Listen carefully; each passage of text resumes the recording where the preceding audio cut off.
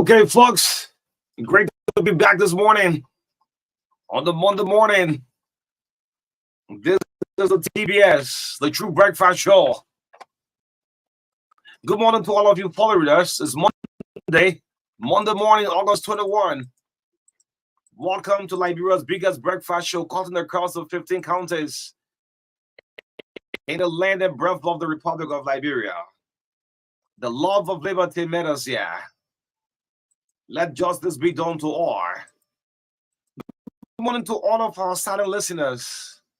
50 days to elections. Yes, 50. 50 days to elections. This is Truth FM, the biggest network, always playing our part in the election. Liberians come to Truth FM. When it comes to election in our country, there is no doubt. Good morning, folks. My name is O'Neill. Truth FM today hosts two presidential candidates. This is Truth FM. Liberians look up to this country, to this station for elections. This morning, Elizabeth Benedict is coming up on the TBS.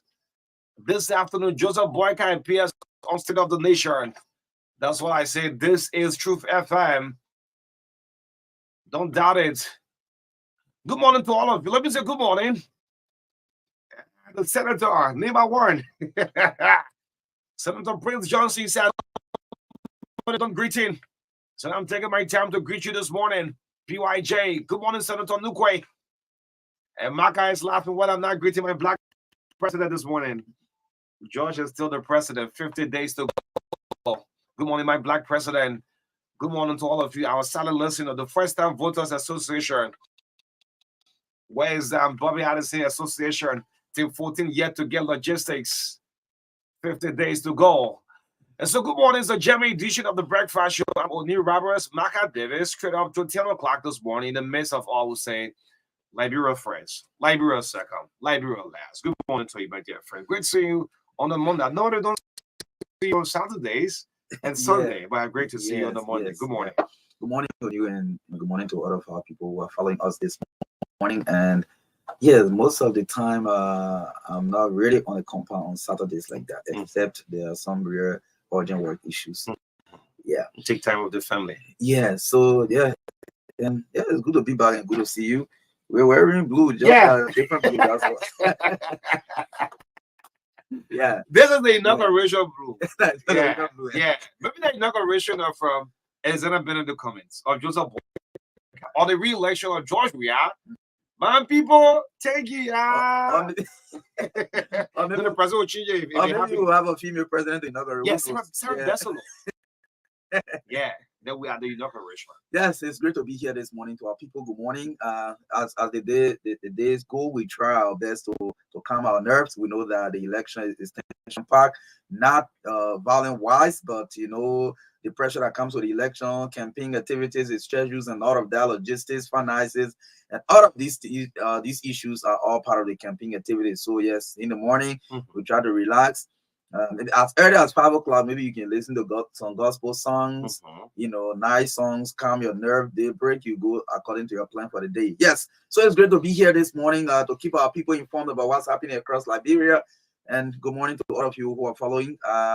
Our wonderful people of August who are celebrating birthdays. And today, we'd love to say happy birthday to you. And September, here we come. Yes, here we come. Yes, the birth month of MARKA.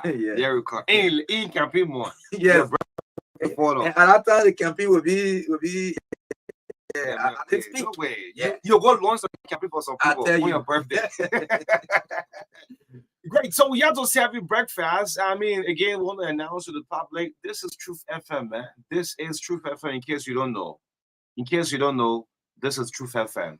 We play 100% into our elections.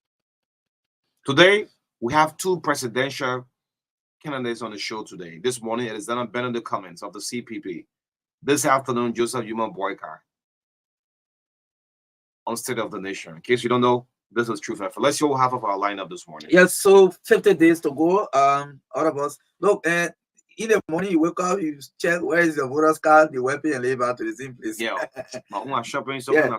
that's your power. So coming out at 7:50 this morning, we'll do a brief chat up to 7:45 studio chat, 7:50 to 8:25 this morning. We will play host to a candidate for District 12, Montserrat County, Siafa S. Kamara of the Vision for Liberia's Transformation.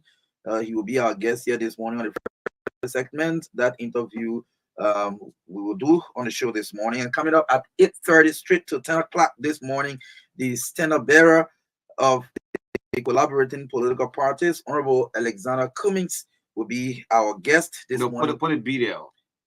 Oh, yes. Yeah, man, love is being there. Alexander Cummings will sit with us on the TBS this morning and to share his vision, plans, further plans for the campaign. As you know, we are in the midst of the campaign now, and we will also be joined this morning by our guest host, Vesely Smo of Pram FM. This is going to be the second time we're going to do this interview together. Vesely Smo. He's very tall. That's what that's what I can remember about him. Very good. Yes. Both of us had a great time on Sunday. In the same kind of way. Oh, okay. Kind of I know that boy. Yeah. Go see what another aspirant was. A candidate was trying to launch. Yeah. I said, "Well, you're the first candidate that launching the campaign already." Yeah. And he said, "Not a pre-launch." So yes, Mr. Cummings will sit with us this morning for 1 hour 30 minutes, and the show will be relayed on several other radio stations across the country. You can't afford to miss the interview this morning. We hope to have a wonderful time this morning, this Monday morning, first day of work in the week. And yes, and we'll really be working this morning. Yeah, very well, very well. Good morning to the folks at the National Elections Commission. I don't forget when I sleep, I pray for the Elections Commission. The reason why I do so, David Brown and the Board of Commissioners, right? They have a very good the two by-election David Brown and a team have conducted in this country. They have proven to the Liberians people that yes, this commission, Liberians need to look up to them. This elections commission, Liberia, you need to trust, yes, that whatsoever result that will come out, be it from the district to the county to the presidency, this elections commission is going to present the Liberian people. That's why I want to say thank you for all of the work. I know last week, this replacement of lost voting cards, there was some slow in getting there, but there are a lot of people who got the placement of the voting card. They paid $5, they went to the magistrate and so forth. And by next week, we're looking forward to Elections Commission to officially tell us from district to county level how many persons finally on it. Like take for example, like in district number 4 here, where liability is contesting. District number 4, if we have 75,000 registered voters, those registered, right? Those who have registered, that's 75,000. Next, you tell us, I heard Martin Kula crying about it the last time. Next, you tell us, look, district number 4, here is the amount of official registered. Those who have registered, this is the official number taking us to election. From district to district, I'm sure they're going to do so and reach up to the county level. So at the end of the day, good morning to the folks in Salala Bon County. I heard that we got a very huge fan base. Yeah, just received a test. Salala Bon County, Bon Mines, that whole side. Thank you so much. So at the end of the day, no one will tell us that Elections Commission told us 75,000 people register in this district, then 76,000 person voted. They will question Elections Commission. You see where I'm coming from, right? Yeah. This is why we continue to praise. The Bombing County, for example, you have 64,000 in every Snow County there, 64 registering. So you don't tell us say 68,000 person. We expect less or at that number to register. That's why we continue to say, David Etel, thanks for all of the work you're doing. Liberian people who still watching the Elections Commission, the media too, will going to play our professional part in keeping the peace. And just because we don't have much time, we have to see our guests. The small businesses continue to complain about this smuggling of goods into the country. Maybe tomorrow we're going to learn from that. You know, people who pay their revenue to the LRA, to custom, they are not benefiting. People will just smuggle goods into the country, and the wholesale people will go buy at the border and start to sell. So tomorrow we hope to go lengthily on that. So yes, and to see our guests. Yes, so we hope that we can have our guest here this morning. Uh, yes. So until then, let's talk about the peace. We know that this is a crucial time in our history also. So everything we try to do, let's put the country first. Yes. Yeah, let's put the country first. We'll remind the people, the political leaders, this is time for campaign. When you go to campaign to your people, please speak to them about peace, about maintaining the peace. Let them know that the Farmington River Declaration that you signed was to ensure that we go to a peaceful process and come out with whoever becomes president, or whoever becomes representative, whoever becomes senator. We have to have a government, and this country is here. People will come and serve and go. People come and serve and go. Liberia will always be here. And guess what? Even after the election, we are still neighbors. We live in the same community. We live in the same districts. We live in the same county. We live in the same country. So let not the interest of a particular person ruin our peace. Okay? Let not the interest of a candidate, ruin our peace, ruin our own personal relationship with people. You understand what you? Yeah. Okay. Even I can say this to the very participants in this election. The candidates don't like the last time Madam Sarah Besley Yanti described an election as an event. Yeah, so it is an event. It will pass. So even if you and someone contesting for the seat of a particular district, it doesn't in any way make you people enemies. Okay, so let's consider the fact that there will be a tomorrow after these elections, and we conduct ourselves in a way that after the election we can see each other and hug and say, normally, my man, it was not easy. I almost beat you, but that so and so community, the people there, they didn't really show up. That's the reason why, you were able to beat me. Share fun with the aftermath of the election, and then we can move on in peace. That's the only way we can develop our country. All of us are yearning for development. We're looking for leaders who have the mind for development, who have the mind for not only infrastructure development, but human development, for example, where you can give the young people opportunity, you can give women opportunity, to flourish economic wise. So I mean, it is our responsibility to keep our country stable and peaceful. Other people are having problems in our country, and they are focusing on how they can get better. So we should also focus how we can get better as a country. Let's get better as a country. Look, let me just say, how many political parties we have? We have about 20 presidential and vice presidential candidates in this upcoming election. Look, and it's no joke about it. Some of these parties will have 0.00% of the votes. No, yeah. Some of these registered political parties, you like it or not, some of you are going to set history. You're going to accumulate 0.000% of the vote. But why, as you go out to campaign out there, I mean, the last 2 days or so, I'm enjoying how it is working now. Because the media now will say, oh, CDC, CPP, Unity Party, LPP, Taiwan. I see Taiwan flyer up yet. Yeah, Council, good morning to you. You heard what you said? You said who put in the BB billboard or the train that says the booking over there. I know. I don't want to see you. Council, I see your flyer up yet. Yeah, that's several presidential candidates I have not seen. Yeah. I've been seeing George Weah already. Yes, I've seen George and Joel. I saw 18th Street people, right? I saw Elizabeth Benedict comments up. I saw Joseph Boyka. I'm yet to see Tewon Gogolo. He's one of the foes. Dr. Clarence Monuba. Close to the election will come with the top 5. I mean, we'll leave some people. Oh, that's one thing. Look, and that's the fact. No, it will be based on an assessment. Yes, actually. The top 5. I tried something. I was in a taxi. I tested something, and I really want to work on it some kind of way. Yeah, work on it. Yeah, so people will be satisfied. Yeah, I tried something in a taxi. This opinion pool thing for me personally. I don't believe opinion pool most time on the radio can win election. No, because sometimes it just put you in a driving seat a little. Yeah, it is good though. Yeah, but I really most of the time, it's just a set of callers who are used to calling on the show.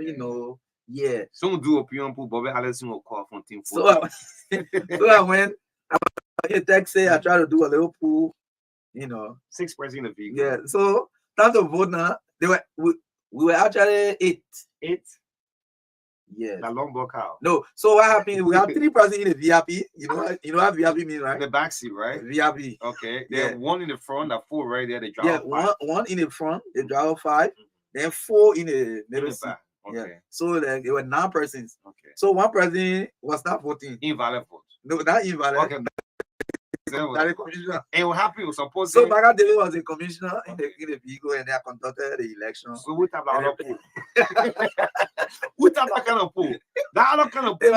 It was interesting, you know. It was quite interesting, and the election, the election. Like 18th Street, 4th Street, or 2nd Street type of.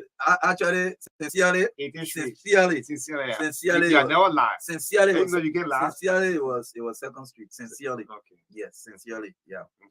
Yeah, I mean, you know, I'm a son of the late Baptist. I can't say anything that's not true. And let me just tell this out to the Liberian people. This is why I love the show.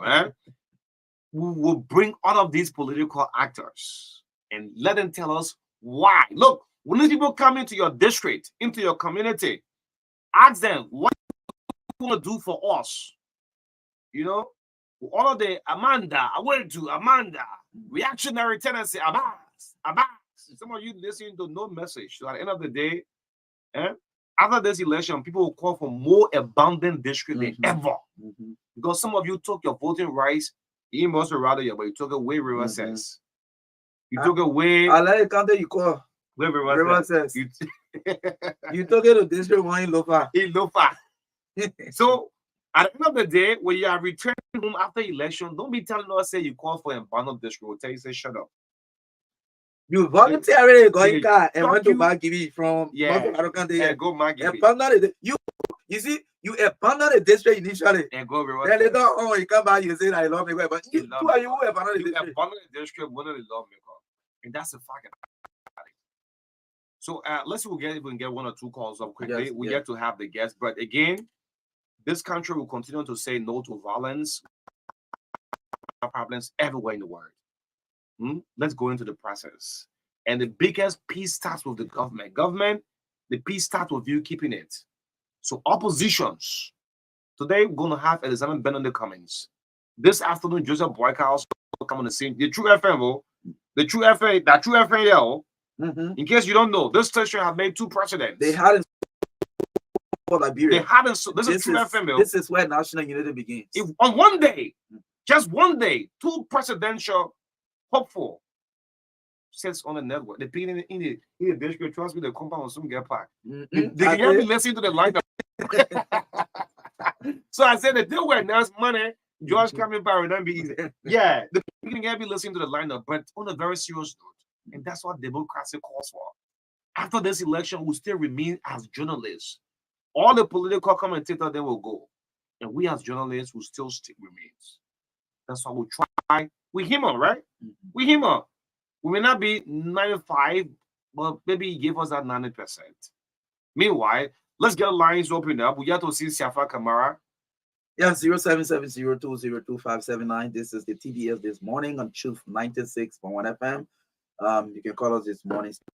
Leader 0770202579. They speak to only. They speak to your leader, That's so. Yeah, because I think so. In the period, I would recommend, as head of radio. Okay. As head of radio. I should block some number, No, I don't want you block some number. As head of radio and program, we want to little bit when the name a kind of way, because when they speak to your leader, and as also Canadian now they will come be speaking to now. Okay. That's the time. Think about it. It's a recommendation. I'll think about it. Because now that they want that when I pick that listen. Let me listen example. That is the example. Good morning. Good morning. Go ahead.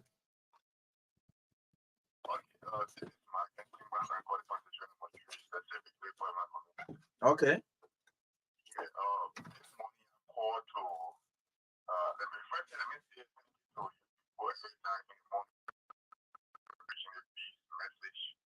To our people who will be gearing up for voting on October 10th. And that is something that we hope that every will preach and to go on. But now we have observed something that which you have also observed in order to that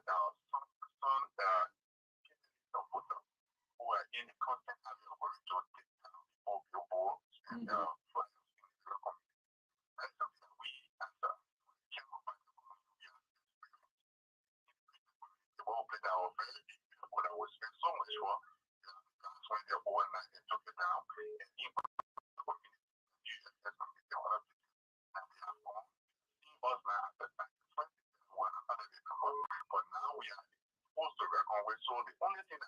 resorted to is going in the rural community. That's our banner people to where we have initiated projects initially. People they have asked us to clean our billboards and banners. Origin and activities that when they need and people will not see our so that they can recognize you on the banner, people that are intent or what they get to them. We are going to follow them. People already know their leaders. Okay. No matter what you do, you take that everything people will still recognize. Okay. Thank you. We're encouraging them to just go ahead and put it to what people want to know about that which we can thank you so much this morning. Okay, Tingman, thank you. Good morning. Yeah, good morning, Marka and Police. Good morning. Okay, this is the volunteer campaign manager of Alexander. Okay. Volunteer campaign manager? Yeah. That big position you guys all. No, go ahead, man. Okay. Okay. Thank you for calling. Thank you. Yes, let's speak with Emmett Hammer from Cox City, Margibi County. Good morning, sir.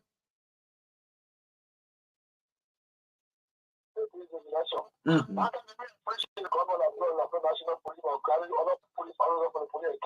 Yes, sir. So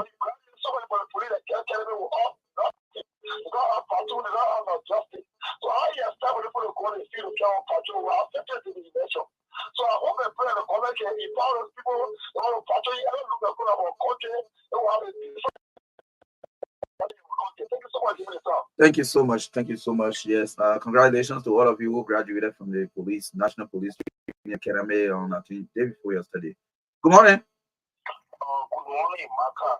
Let me say good morning to O'Neill and as well to the many viewers and listeners following the broadcast this morning. My name is Aloysius P. and I'm from Lower Margibi. Thanks to the both of you for always flagging a message of peace as we head towards the October 10th election. Well, Marka, I called this morning to speak on a developing story in Margibi County. The Catholic Public School that is in Eastern Ontario received $55,000 United States dollars in the last budget for the education of that institution to a full high school. But they are not because when they took this money and misappropriated and said instead of elevating the school, it's renovating institution. If you go on campus, you see the renovation whether you love because they did over there, it is less than $5,000 United States dollars. So we are calling on the legislature to see how best they can use their oversight, more especially some of us, we are calling on the Margibi County legislative caucus.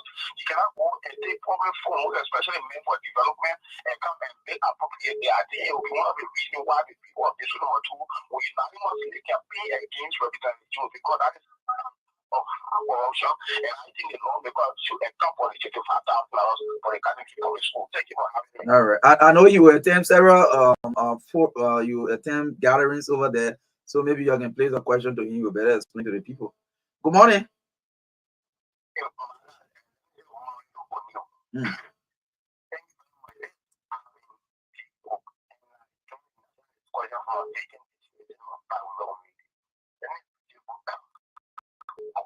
Discuss my issue. I'm kind of calling on the resident of District Number 5.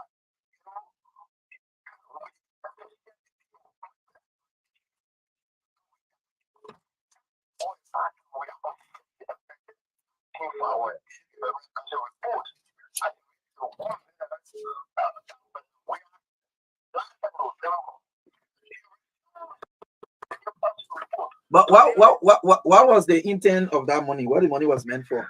I just want you to tell. Yeah.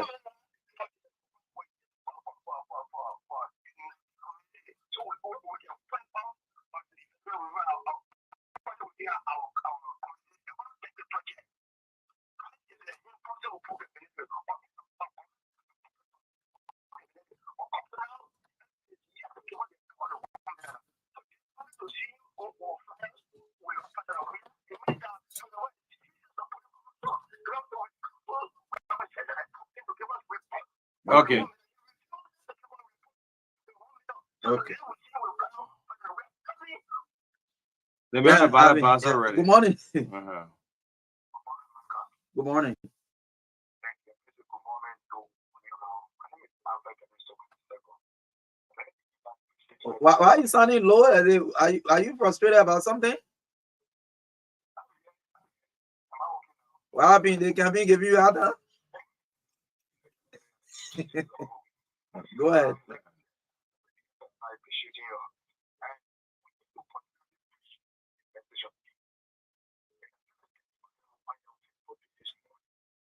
issue number two,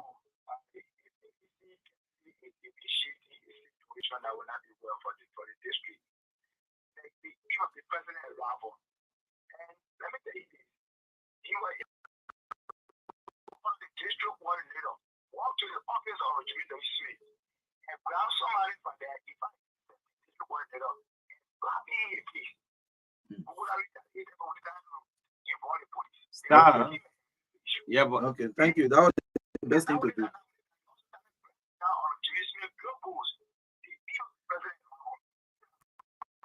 Okay.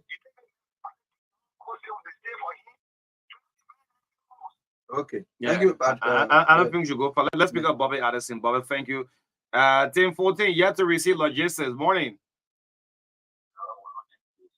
Very soon, they will be taking care of for the awareness to our logistics. Go ahead. Well, this morning, as you rightly said, we should speak to our leaders and the administration of the AMP Zion. The 29 will be the graduation they set. Most of my colleagues, the president have not taken care of that souvenir graduation fee. So we want to use this million relating to this program to see how they can consider some of our colleagues that have not paid the souvenir graduation to attend the August 29 program and keep their documents after payment done. They can go and receive it. That's my appeal this morning because we can leave out. We are graduating and they are not.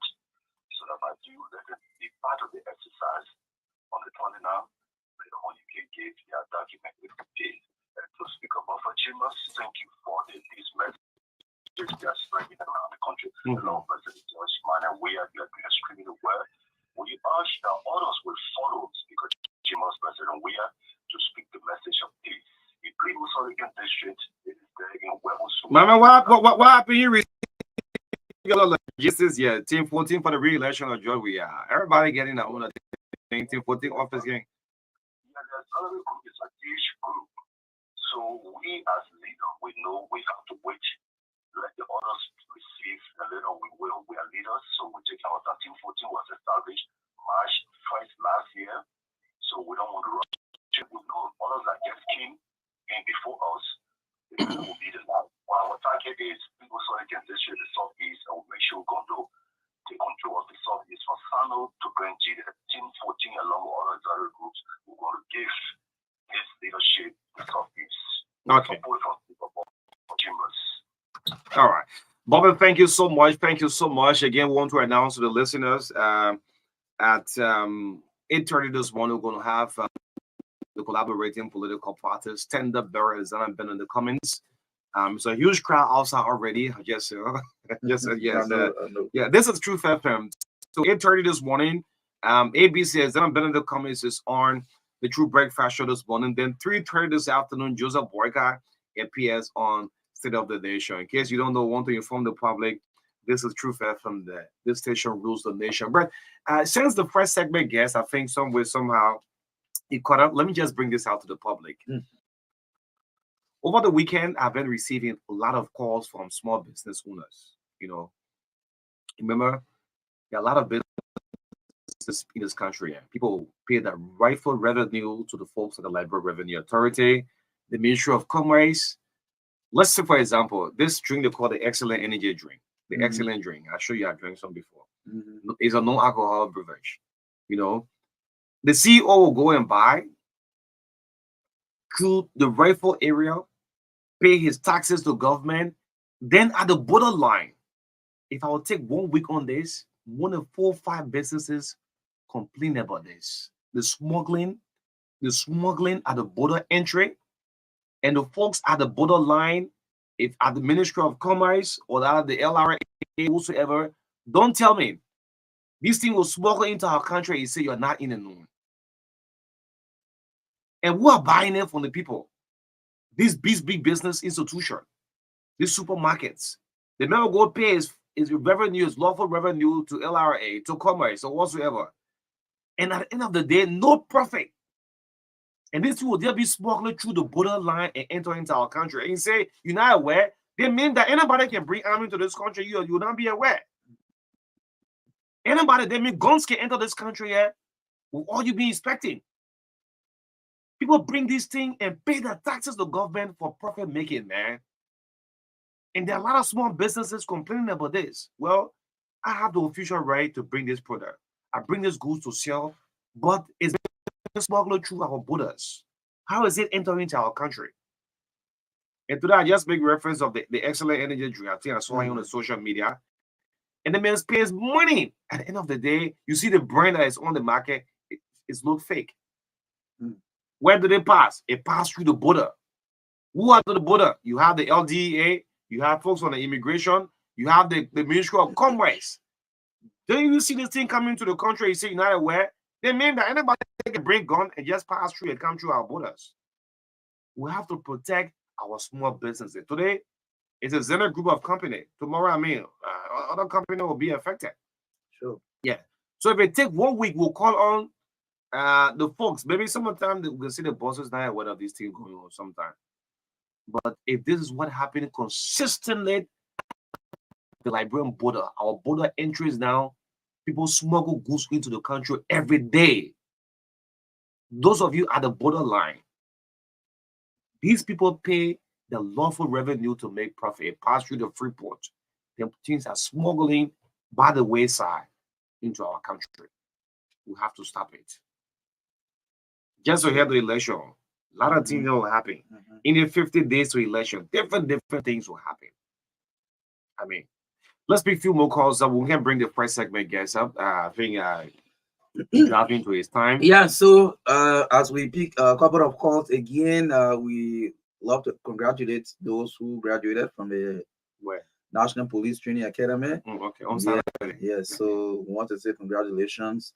I hope you will show some difference. You will do your best as you were trained. You are more professionalism to the police. We're not saying anything otherwise, but we hope you come to the table with new zest. Just ahead of election. Yes. Okay, let's pick more calls up. Good morning. My name is Marka here, and I call from Boga Hill. I was listening to the program. I am so glad that you highlighted this issue of the small business at the border. So I'm on that business, and I happen to be so important distributor of the excellent energy. Thank you, you highlighted this issue. This issue is very serious and it's come on that elaborate businesses. And unfortunately, it is our people to our in the foreign countries and buy the product and come and sell it on the market at a very low rate. Then these foreign businesses that we call investors, they are the ones who buy these illegal products and sell them in a violate our laws. It doesn't stop there. The folks at commerce and the other ministries that are responsible to check out these businesses and the ones who further to support them to get them the protection. I will give you an example. Recently, a truck that brought in illegal excellent product. You seize a truck. I've seized the truck. Coming from the border side. Yes, with the across the border, I got this information, I went on my documentation, all the comments people seize it and put it in the warehouse. In a way, as an agent for commerce ministry, when they release that illegal goods to the person who bought it, can you imagine that? The question that my product from the other is not that any has us. my only that distinguish it from those people. But you want to call it, it's not programs are planned. I'm telling you this today. Business and Japanese, Indians, foreign businesses, they are not going to help our direct businesses. So, but have you make a formal complaint? Maybe we can find time exclusively on this one. Quickly, have you make a formal complaint to the Ministry of Commerce or other relevant authority?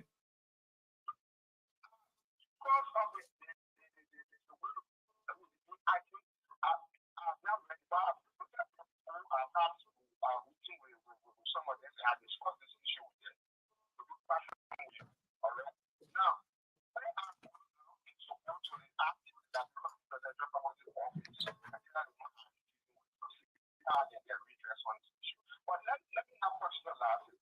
This issue says a lot of Liberian businesses that are shut down because of this.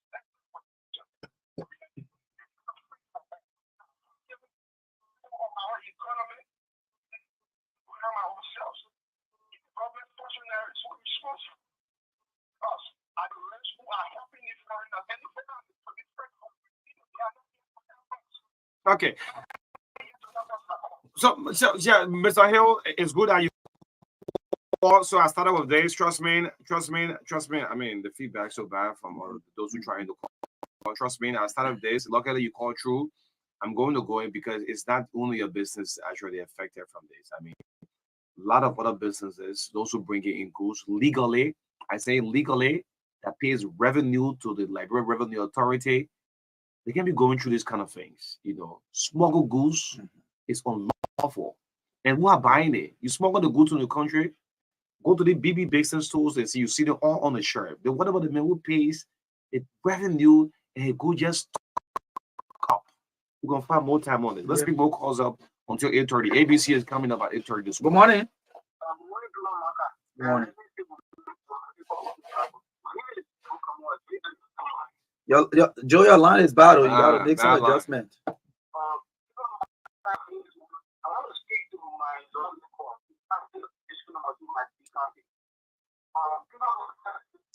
Your line is bad, Joe. Yeah, Joe, your line is bad. Don't speak to your line. Yeah, let me take this one. Good morning. Oh, we're facing similar problem with your line. Your line is also bad. I mean, your line. Hello. Good morning.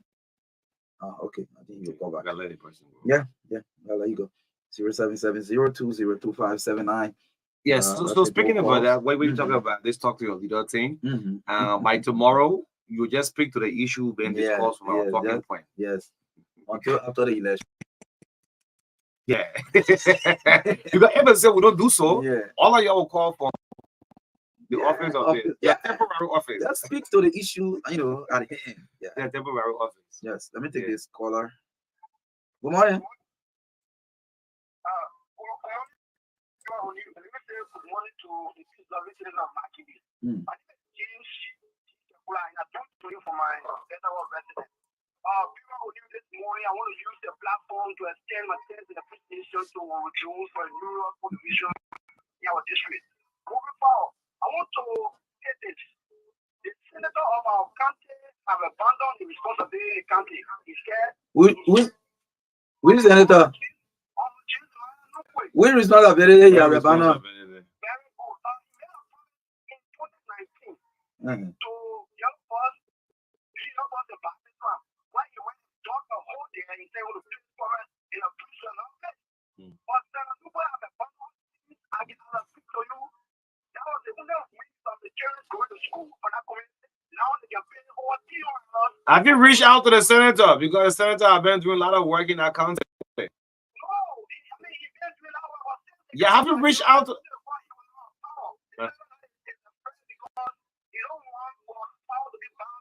Now two different things. I don't understand that one. Yeah, two different I don't understand. You're talking about Senator Nuko and McGill. McGill not senator yet. McGill haven't won yet. Yeah, man. You gotta be fair to the discussion. Good morning. Good morning to everyone. This is the board of Taylor. Morning from the office of Patrick Cohen. Correct. But go ahead. But tomorrow that will not be happening. Yeah, seriously, go registration. Go ahead, let's hear you.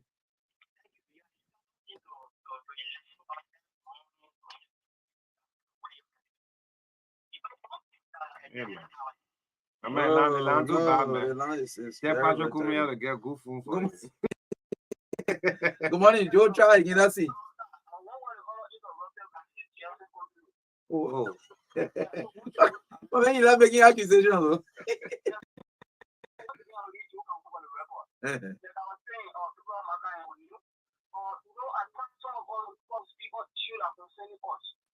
spoke about this issue about Catholic public school. There was a money 55K were allocated for that school. The lawmaker instructed the principal of that institution the money and made appropriated. So we are calling on with you to see how best they can. What is your interpretation of this misappropriation of the money you talked about? Yeah, the money was meant for construction of the finance on that particular institution, but then the lawmaker used a portion of that money for renovation. So it's we are happy that the advocate of Maggie because correct. The lawmaker to make proper accountability of that fund. If not, the people of the state are willing to reject it and thank you for having this one. Okay. They rejected the yeah. Good morning. Rejected. Yeah. Go ahead, sir. You live.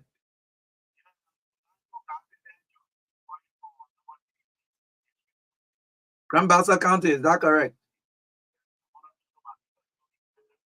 Okay.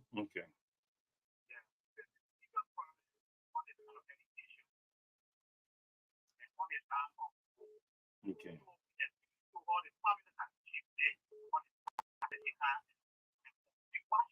You mean rescue mother? You mean the new rescue mother made promises?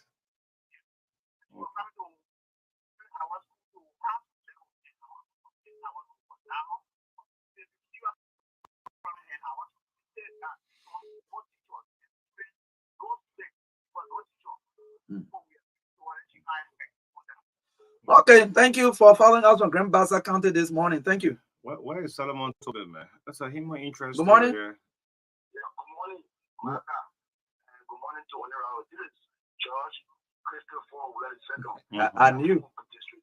I knew. The way they don't talk about our school business, can't get all the information. Yeah.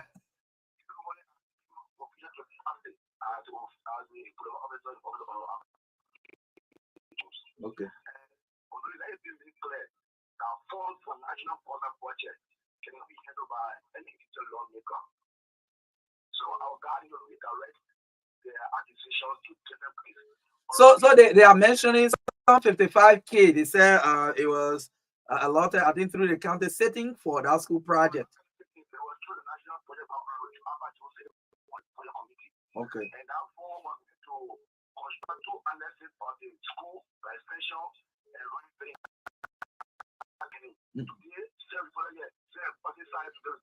gonna go, man. You think since I report that? Like we think, man. So I'm the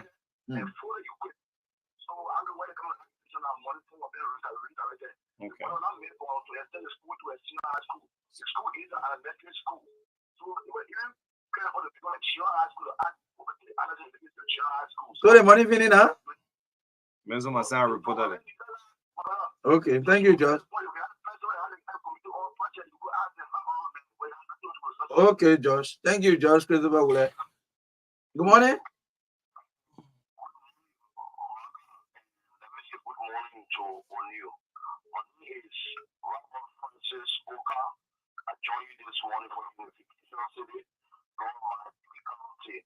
I want to speak to the workers of Liberia, especially the retiree. There's a candidate who has gone to the race called War.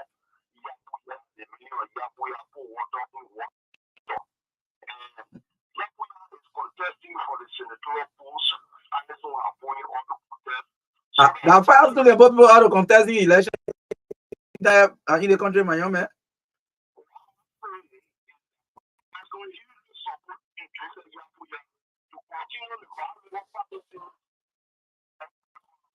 I mean, listen, Francis. If you are providing information to the public, you got to be sincere in what you say.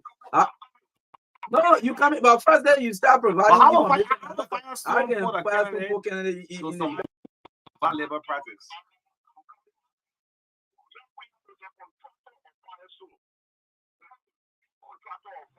So if you contractor of Firestone, he doesn't have a right to contest the elections.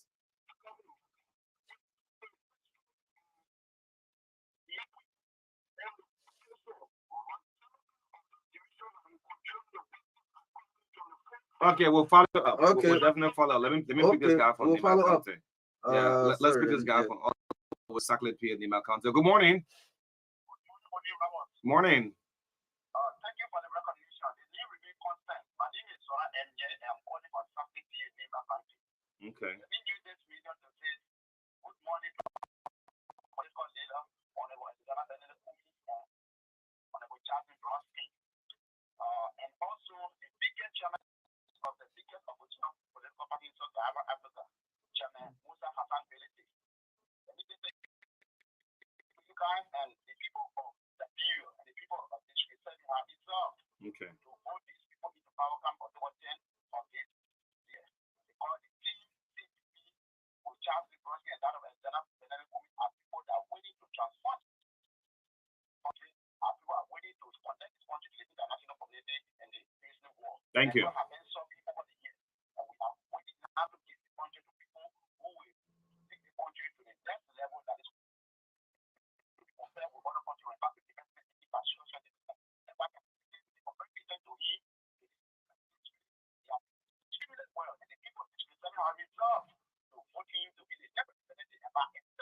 All right.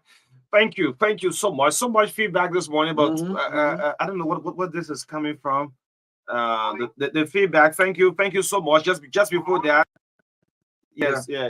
Just hold on that call. Okay, just hold on. Yeah, the feedback too much.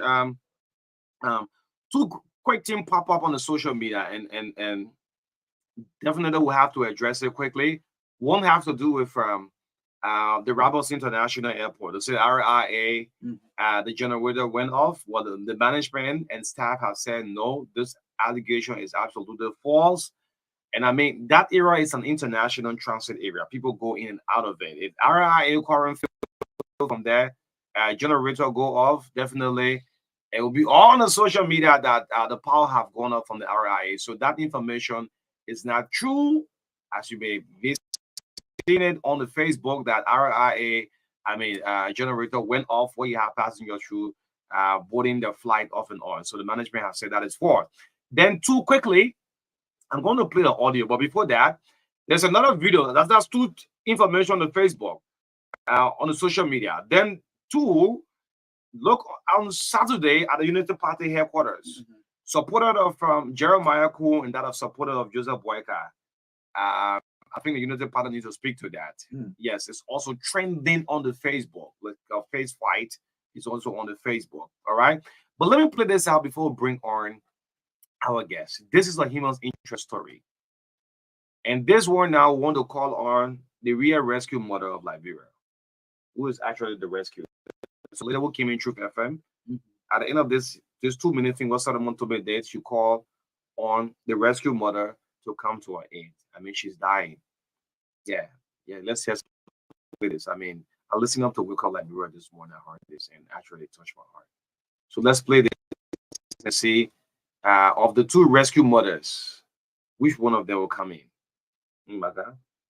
That probably our brain. Yeah. We got two rescue mothers in Liberia. One, Finabono, or that of the senator Yombly. Yeah, of the two rescue mothers. This is a human interest.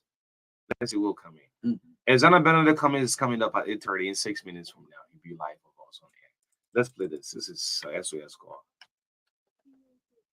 To tell all my friends the humanitarian also that the trauma now we are so helping to come to my aid. You feel no the rescue team. My hip, I broke my hip. I went through partial hip replacement. When I went to Germany, said I just temporary Sunday I'm gonna go to Ghana or India to do the total hip replacement. Yeah, Mama, friends in other Liberia to hear my cry to my ear. 10,000 to 12,000. 10,000 to 12,000. Yeah. But you have been going to other people for help since the incident occurred? Somebody said they were going to help, but they didn't help yet. They said you come to SOS call. I'm feeling pain, severe pain. My nerves compressing, compressing my nerves.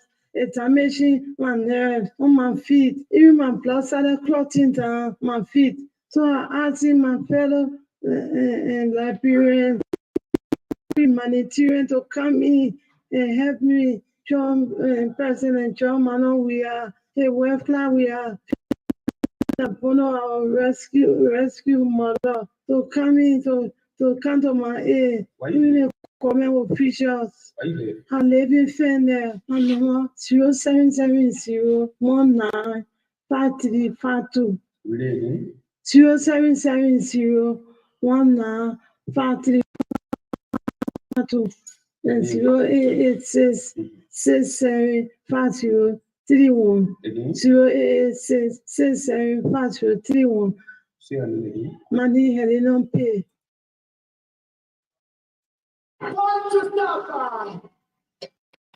Like we the women in here, we can't tell you thank you because since I moved here 2018, we get in the jungle. You know when you not used to turn you can't do it. Now it's a war. I used to be the feature.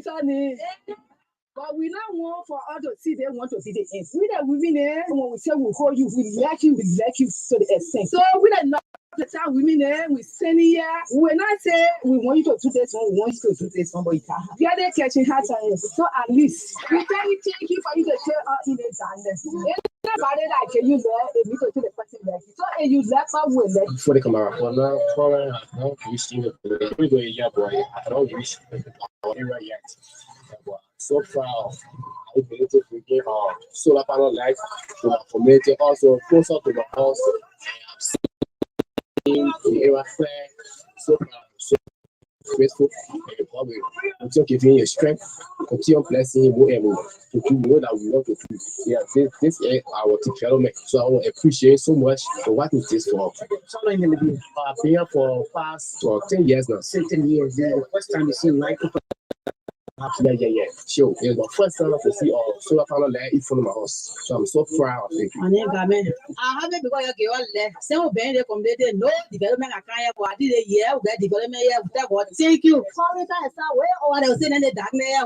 Thank you for what I did for God. And give to you. They only like saw all the not business. So now they say liability. Thank you for at least. Thank you for down there. I live for you, Mama. Thank you for that. And I saw you coming from the red. So the like, what movie? I'll show you guys. For you, man. Thank you for being So what I gotta say? Thank you. Live around here, right? Yeah. You're born here. You're born here. How I can be like you? You're gonna be small. So now you're going to school?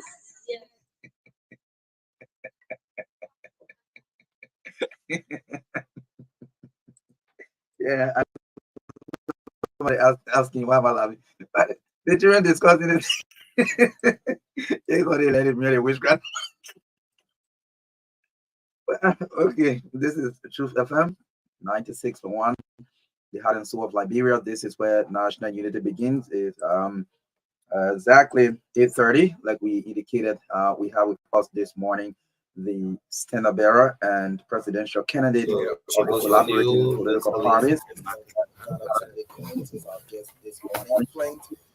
On the left, right, you robbers and more of FM, who is our guest host this back from the CBS 96 on FM. So we're here to do the together is the several other radio stations. Voice Mother, you robbers, definitely smoke MARKA David, taking you up to 10 o'clock straight this morning. Our 30 minutes across Africa, right? Yes, this morning. So let's cross over for you who will start, especially if they are set So Alpha can just bring them on camera this morning. It's great to have Mr. Cummings here this morning. Yes, thank you so much. Thank you so much. Thank you so much. Again, I'd like to say a pleasant good morning. This is the True Breakfast Show, Liberia's biggest network, cutting across the 15 counties in the land and breadth of the Republic of Liberia. The love of liberty, let us here. Let justice be done to all. In the midst of all, country first, Liberia second, Liberia last. My name is Oni Roberts. Vesely Sumo, it's a pleasure to be on the microphone with you, MARKA Davis. Great, how you guys doing? Quickly before we introduce our guests. I'm okay, O'Neill. It's always a pleasure to join. You folks here at Truth FM. The microphone is never a stranger to a journalist. Yeah, I was joking, MARKA. I said, Vesely, I had a great time on Sunday. Yes, you guys were somewhere, and normally on the weekend you connect me like that. Man, you always be around. Who have you? Know what you've been doing. So this broadcast is being relayed on Voice Matter, Your Voice Matter, ANC TV, Yalas TV across Africa, Prime FM, Strong FM, Sky FM, Truth FM. Nima is also carrying this interview live, folks. It's a pleasure again. Whenever we extend an invitation to him, always showing up, and this is what I want to say to every presidential hopeful: is go and sit with us and tell Liberians what you want to do for the country. It's good to have Elizana Ben on the comments live with us for the breakfast show. Good morning to you. Good morning, O'Neill, Vasily, and MARKA. Good to see you guys.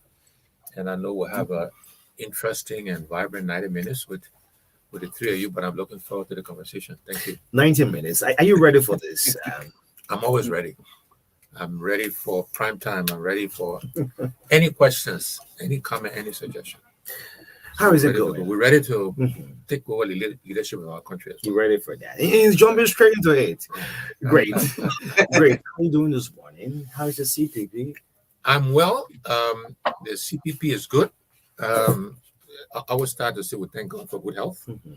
So my health is good. The family is well. Children, grandchildren, Teresa, my wife. So thanks for always starting there. We're good. We're very optimistic and confident about the next 50 days. It's a becoming pressure. As the day goes by, we started counting at 300. Today we have 50 days to election. How is it? How are you handling things? You just announced your campaign team on Friday. Look, the pressure is increasing. There's no question about it. And I would not be honest if I didn't say the closer we get to D-Day, the pressure increases. But the pressure will get even higher and bigger when we assume office. We'll be taking responsibility for over 5 million people and children yet unborn. And that's an awesome responsibility, something we take very seriously. And so the pressure is fine. It's increasing, but that's the expectation. Leadership comes with pressure, and so we're prepared. Great. So you prepare enough. Macaulay will come in shortly. Let me just take you back. Liberians listen up to you. They are hearing the voice of Elizana Ben on the comments. Well, in 2017, I'm taking you back because we just had 6 years after we come into the 2023 elections. When you came in 2017 and said, well, ABC, what's that name? Is a good name. You targeted why is he good? But our normal Liberian way of saying he's new, let him wait. Let him wait. And now in 2023, what have you learned from 2017 up to present? So, good place to start, O'Neill. 2017, I entered the presidential race about 18 months, just a year and a half or so before, a little less than that even. And of course, the statement that he's new, we don't know him, was factually correct. Because before then, nobody knew Alexander Cummings, right? But in 18 months, other 22 candidates, I believe, are on the ballot. Then you can check me if I'm wrong, but I'll be close. We came in fifth. So not great because we didn't win, but it wasn't bad. We came in third in Montserrat, biggest county. Joe Weah came in first. The former vice president came in second. We came in third, ahead of many other people who have been around for a long time. I think we came in 3 in 6 other counties as well. So we didn't do too badly. But in the last 6 years or so, the statement that he's new, we don't know him, we put that to bed because it's been 6 years since. In fact, if you add 18 months, it's been 7+ years just to be in Liberian politics. So the name is known. The question, what has he done? That's also clear. We have the longest list of things we've actually done out of our own resources to help Liberians, whether it's in education or healthcare, in other areas. The question of relationships, we build relationships over this period of time. And now we're at a stage where we're building momentum towards the finish line, if you will. So a lot has changed. We've learned a lot. We're engaging the young people a lot more because Liberia is a young country. 65% of the population, as you know, vastly is under the age of 35. We're engaging women because, again, half of the electorate is women. Those are things we did, but not as well as we're doing now. So we learned a lot. We've made changes, adjustments. We are in a collaboration with the Liberty Party. We stood alone. You didn't travel, you're still on the ground. Normally, after election, people will leave the country. ABC is still on the ground. Absolutely. That's the difference. We never left the country, quote unquote, and we never left politics, quote unquote. We actually gave President Weah, about the first year, 2018, we went to active because we thought it was fair to give him time to put his feet on the ground, get his feet under the desk, as they say, to do the job. It was clear by the first 6 months that he was going to be a field president. But as you said, we never left the ground. We stayed involved. And because of that, we kept others involved. Because, historically, when elections over, people disappear for at least 4 years. The last 2 years, they come back. Yeah. We didn't do that. We kept active. We kept engaged. We kept involved. And we forced others to do the same. So something different among the many things we brought to Liberian politics. Mr. Cummings, you made the conscious decision to join these collaborating political parties sometimes back in 2019, and you've stuck with that decision amidst all of the controversies and all of what has happened. I mean, we all remember the court case and everything, including being testified against by one of your very own in the CPP. What went into that decision to remain with the CPP, and what does that show to Liberians as somebody who wants to lead Liberia? What does that decision to remain in the CPP show? Yeah, thanks, Vasily. And let me say to both of you, thanks for it's good we're starting from the beginning of the journey and then we'll come to the current. So I appreciate these questions to set the basis.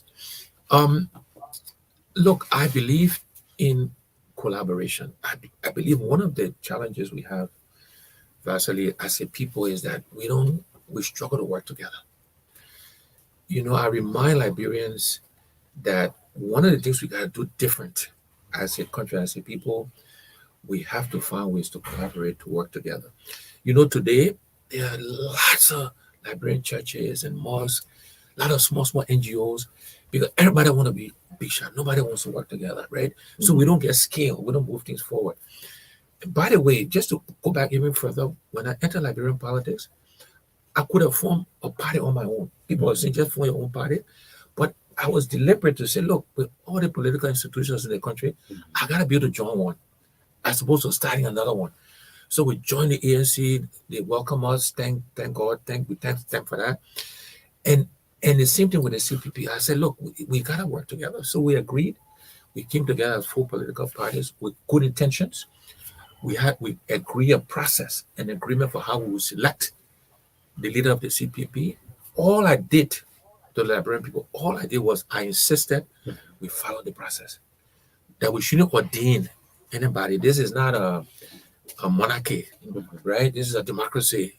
We should follow the process we agreed, as opposed to ordaining one of us.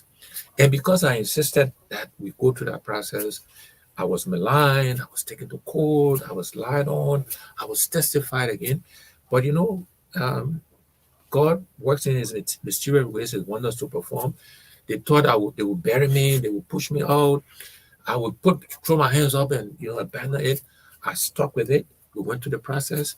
There was no basis for the allegation. It was thrown out of court, and we're here today. But we committed to Liberians that we wanted to collaborate.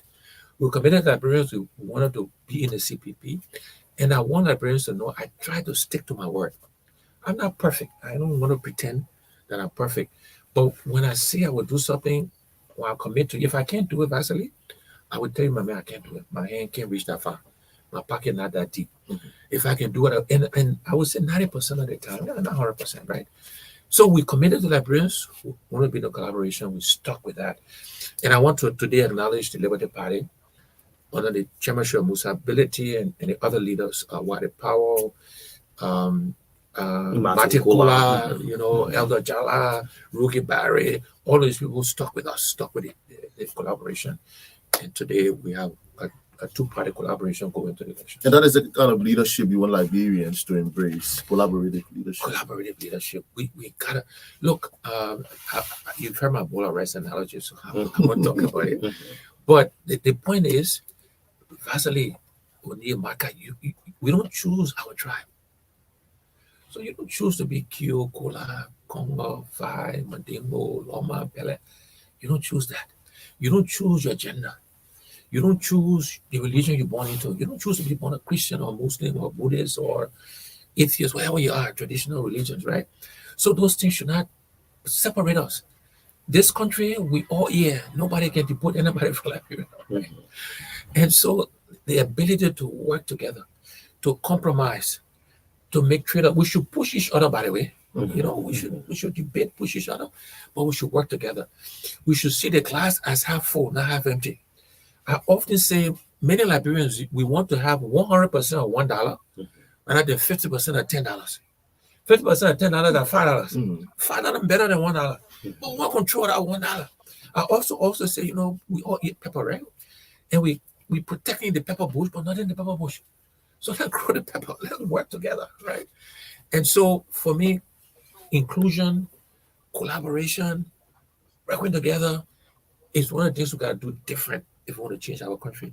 In a coming Bromskin government, I don't care whether you're ANC, you CDC, you UP, you LP, wherever your party. If you're a Liberian, if you qualify, there will be opportunities for you. That's the kind of Liberian we want. I'm determined. NEAL, that's the kind of Liberian we have to have if we want to change this country. Very well. Liberian, listen up to you. I want to ask why the Cummins Brownskin presidency? Why? What difference to the president you want to make? Yeah, again, all great questions, guys. I said early on when the question came up about my vice presidential selection. First of all, we put a process in place. We appointed a committee. Dr. McIntosh chaired that committee on our behalf. So we put a process in place to make this selection. It wasn't arbitrary. We also said very early on, our preference will be a woman. We say it's not a must, but that will be the preference because half of the country, right? And I often say the Chinese parable, you can't clap with your one hand. Right? We have to clap with two hands, and the women are the other half of this population. I also remind Liberians that it's a fact that when women are involved in decision making, those organizations work better, whether it's government, business, whatever it is, they perform better when women are involved. So we're not doing women a favor by including them in government decision making. And so we went through the process, and Consul Charlene Bronsky emerged as the candidate. I'm excited, I'm thrilled that she agreed to join us. She was running for a representative in Grand Bassa, and I think she would have won. She took the risk to come and join us, so together we can win and transform the country. She's much younger than me, so she represents a younger generation. She's a woman, as I mentioned. She's a lawyer, consular law. This woman, Dukes, meaning she came first in the bar. In the bar exam when she took the bar exam, right? So she's clearly intellectually bright. And together, I think we'll make a great team in terms of how we can. Well, why should Liberian trust you all for the presidency? It's not been in the comments. Councillor Charlene Bronsky. Why Liberian? I'm keep asking this question. Why should Liberian trust you for the presidency? Because Liberians should look at our track record, our history. There are a few sayings I like, and Liberians will know me for these sayings now, one more than the other. The one I always say, you can't keep doing this and expect different results. And I'm known for that, and people repeat it now. It happens to be true, right? And we, unfortunately, as a people, we tend to, keep doing the same thing and we expect things to change. It's not going to happen. But the other saying that I say often is the best predictor of future behavior, future performance is past behavior and past performance. So the best way to tell. So if Vasily is a good journalist today, he's been in the past, chances are you'll be a good journalist in the future. Maybe even better, you will learn, or you, or MARKA, right? And so if Liberians look at our history, our track record, our accomplishments, our success, gentlemen, I'm a Liberian man today, but a Liberian boy from Point 4, Fiamma, I went to the most competitive market in the world. It's not perfect, the United States, but it's the most competitive. It's the most merit-based country where merit matters. You know, other things matter there too, right? But compared to other countries, right?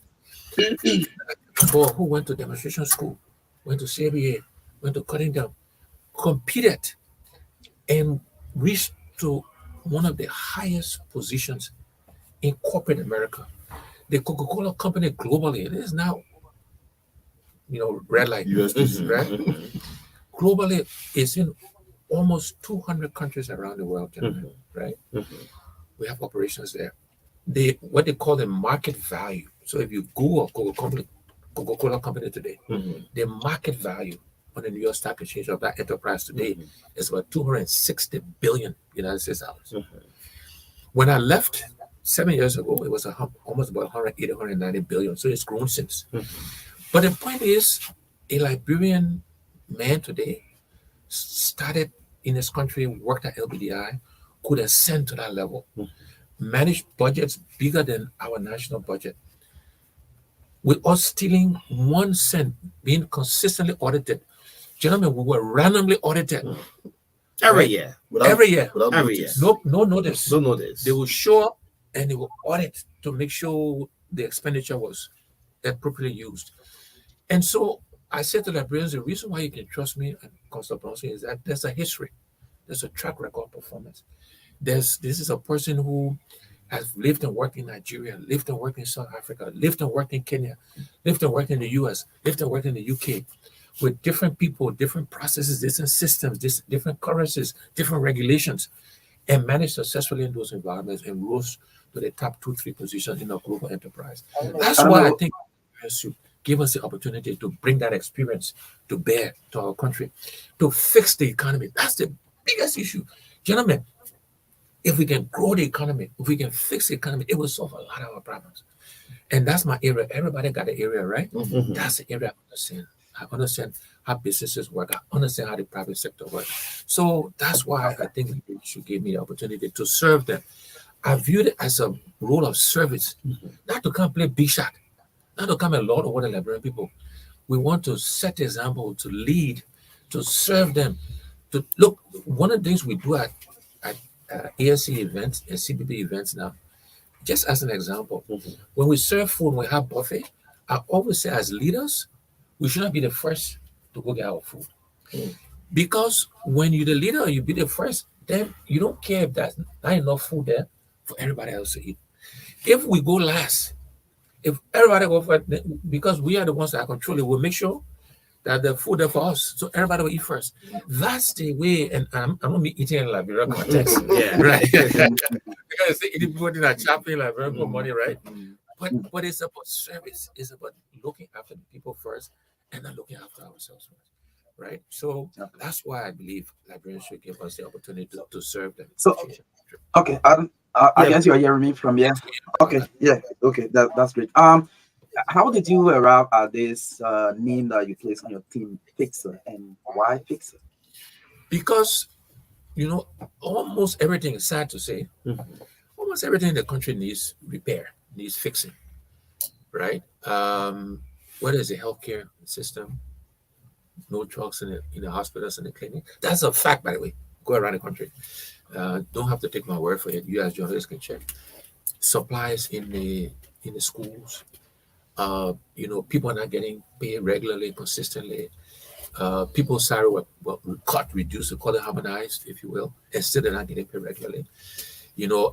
I went to Maryland, my family home county. I had to go to the Ivory Coast. I mean, 175-year-old country marker, right? I had to go to Ivory Coast is, I think, 105 years younger than us, or something like that. My numbers will be close. How embarrassing, right? So many things in the country need fixing, need repair. And, we want a simple description of what we will do, what we will bring. And so the nomenclature fix, we want to fix all of these issues. We want to fix this stuff. And so the fixer came to mind. Great. So let's break this down. Let's look at your vision for Liberia. Probably we'll start on job creation. the economists and governments, and let's do a break by there, step by step. So ordinary Liberians listen now, but we want to know, like we want to say to every other politician, let Liberians know what you want to do for the country. Let's look at your vision for our country. Thank you. And I will talk about the what we'll do, the vision piece, but I will also mention some of the how we will do it. Because many people just say what, right? And that's important, but then how are we going to do these things? So our priorities for Liberia, and this is in no particular order because we need to do all of this, is about job creation, creating jobs for Liberians, creating a better life for Liberians. And for us to do that, we have to invest in what they call infrastructure. That means roads, that means electricity, that means running water. And I've added, because when people talk about infrastructure, those are the three things they typically talk about. I've added a fourth, and that is technology. That we want the country connected, cell phone connectivity, technology, internet, everybody, no matter where you are. Because technology will help us with one of the hows. We'll do some of these things, right? But infrastructure is a priority for us. We got to invest in infrastructure. And that will help create jobs, by the way. Then the other priority for us is education. We got to fix the educational system.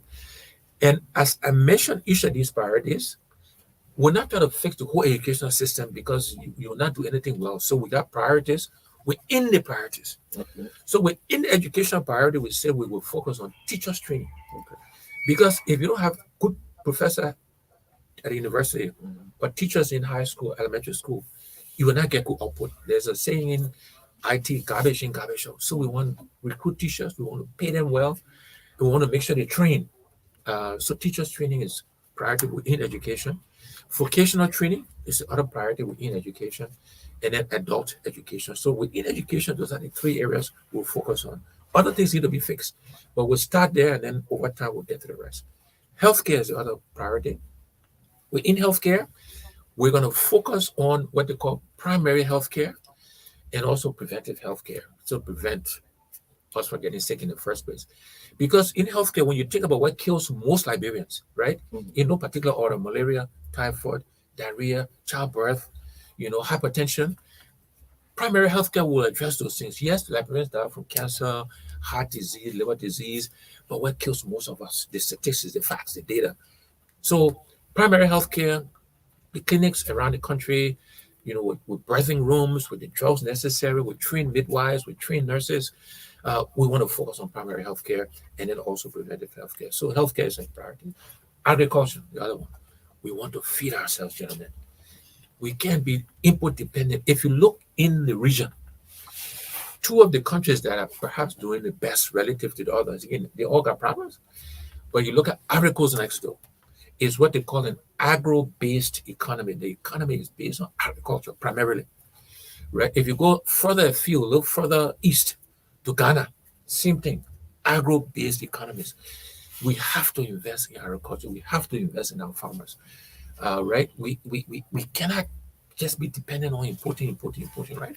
So we will invest in agriculture. We'll invest in farming. We'll put the resources necessary to do that. Look, between Ivory Coast and Ghana today, they control something like 60% of the world cocoa.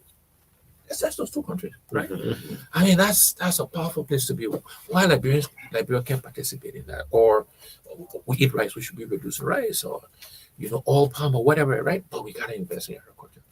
Then we want to invest in tourism because that will create jobs. Ecotourism. We have 350 miles of beaches. We got waterfalls. Pactaway Falls. We got one of the top 5 surfing locations in the world. You Google surfing location, Roberts Ford, you will know that.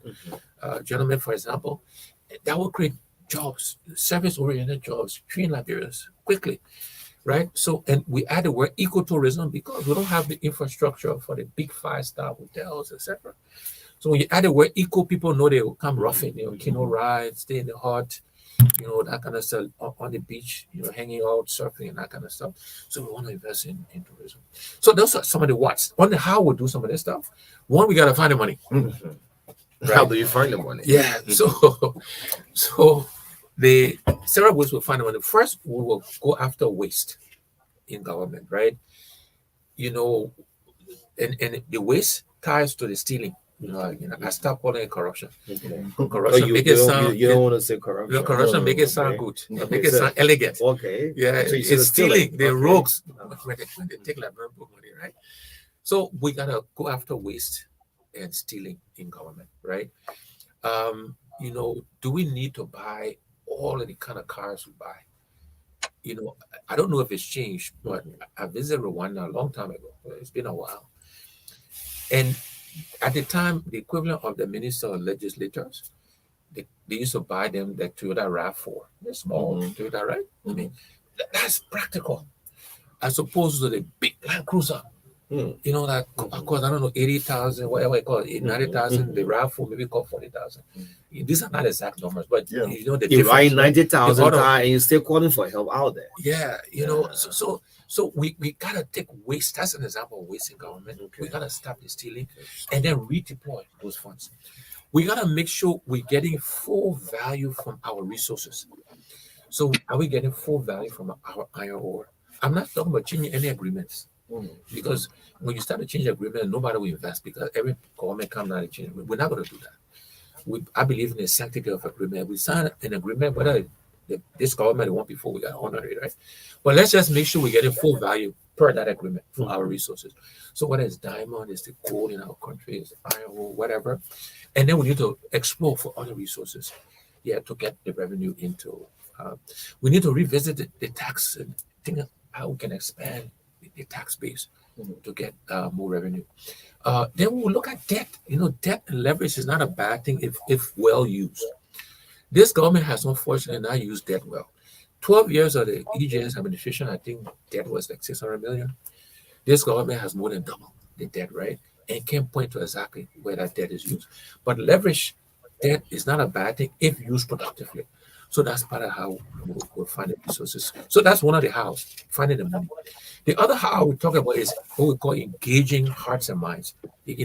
Engaging Liberians to own the challenges, to own the problems, to work together, right? It's an important how, so that we're not dependent on, our foreign partners. Yeah, we want to help, but let's start with what we can do for ourselves, right? So engaging Liberians is one of the hows. Technology. How can we use technology to help us do some of these things? So whether it's in healthcare, there's technology today. You can do diagnosis remotely, use technology. I talk about training teachers. If we got a good math teacher in Nimba, through technology, through Zoom and stuff, he can teach a class in Lofa or something else, right? So the point is technology will be an enabler, one of the house we use to implement these things. Whether it's in agriculture, whatever, we can use technology. That's why it's one of the 4 parts of infrastructure that I talk about. So, gentlemen, this is some of the what's and some of the hows we'll implement those things. We'll have to get the right team. So the right and qualified people in government, right? So the qualified ministers, deputy ministers, head of the other institutions, right, in government, getting the right people, growing the private sector. Again, that's my area. So we want a private sector-led growth of our economy. So attracting foreign direct investment, meaning attracting companies to come to invest in Liberia. We'll create the right environment for them to come and invest. That's also part of the how. This obsession we got with government. Government should create an environment. The private sector should create jobs. So if you look at countries around in the neighborhood that are doing well, or you look at countries in the West that are doing well, they are private sector-led growth. And again, of all the people running, I'm not being modest. That's my area. I understand how to do that, and that's what the country needs. So those are the what's and some of the hows we do it. Yeah. So the security apparatus. I'm not have much from that. One time we had an interview. You guys said, well, the politicians don't have the into our plan. We mine hundreds of thousands. We mine senators, we run representatives, and see what we earn on the daily. What's your plan for the security sector? So good question. Part of creating the environment for businesses to thrive, to attract investors, is you got to have a safe, secure environment. You got to have rule of law. You got to have a judiciary that's independent, that is functioning. And so that is, almost foundational. It underpins our ability to grow the economy.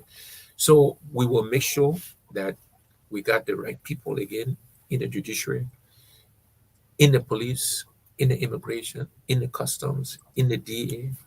Want to make sure they're well trained, they're well compensated, so they make a living wage. Just as we want to make sure teachers make a living wage, healthcare workers. Because today, gentlemen, most of these people, by the middle of the month, the money has run out. They can't pay the rent, tuition, buy food, etc. We want to make sure people a living wage that includes the military, the police, give them the resource, and then let them do the job to create a safe environment for our country, to protect our borders. And something will make sure the judiciary again is functional, is independent, and is not as corrupt as it is today. Nobody will come to any country to invest if they know the president or some minister can call a judge and rule against them if something go wrong in that agreement, right? So we want independent judiciary, independent judges. We don't want interference in the judicial branch of government. Mr. Cummings, most of what you said, I'm very sure may have been said by the city, not your way. I mean, you have your own unique way of putting it, but most of the politicians tend to say similarly, creating jobs and all of what you have said. I'm sure the CDC in 2017 may have said most of these things, but then they came in, it was down to making the decisions. And so the mayor couple, I want us to talk about some of their major policies that you claim have failed, and what is your take on them and what you do differently. One big policy the CDC government made was the harmonization policy. Mr. Cummings, what is your take? Do you agree with the CDC with their harmonization policy? If no, what is it that you would have done differently under the circumstances? And will you reverse it if you don't agree with it? Yeah. So the first thing I would say, Vasily, is that you cannot just look at or listen to what we as politicians say. You have to try to assess our ability to implement what we say, right? Exactly. So if you look at President Weah, what was his experience? Right? He was a great footballer. That one, you cannot take from the president, right? He made all of us proud, right? But that was his experience, right? When he was in the Senate, I don't believe, please, you can verify this, so I could be wrong. I'm not sure what legislation he proposed that was passed by his colleagues. I think he was invisible. So my point is, it's not good enough to just pronounce something. It's not good enough to say we care for the country. We all do. But do you have the experience, the background, the track record to implement? And I would argue, most anybody, if you talk about the economy, private sector, which is what I think we need, we bring the experience. There's a track record, there's a history that should give people no guarantees, of course, but there's a track record history there, right? So that's the biggest difference, I think, between I and the current government and even many of the other competitors in the race for the presidency. On the harmonization, the whole idea was flawed. It was flawed because this government believed that, the current government believed that government is the solution to job creation. That is completely false. This is why I'm talking about the private sector, businesses. That's where you create jobs. So if you look at Nigeria, you look at Africa, you look at Ghana, you look at Kenya, you look at the US, the UK, job creation is done with the private sector, not in government.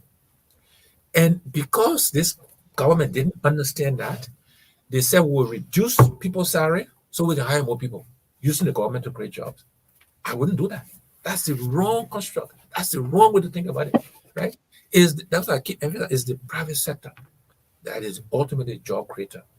And so the whole basis, the whole premise was flawed.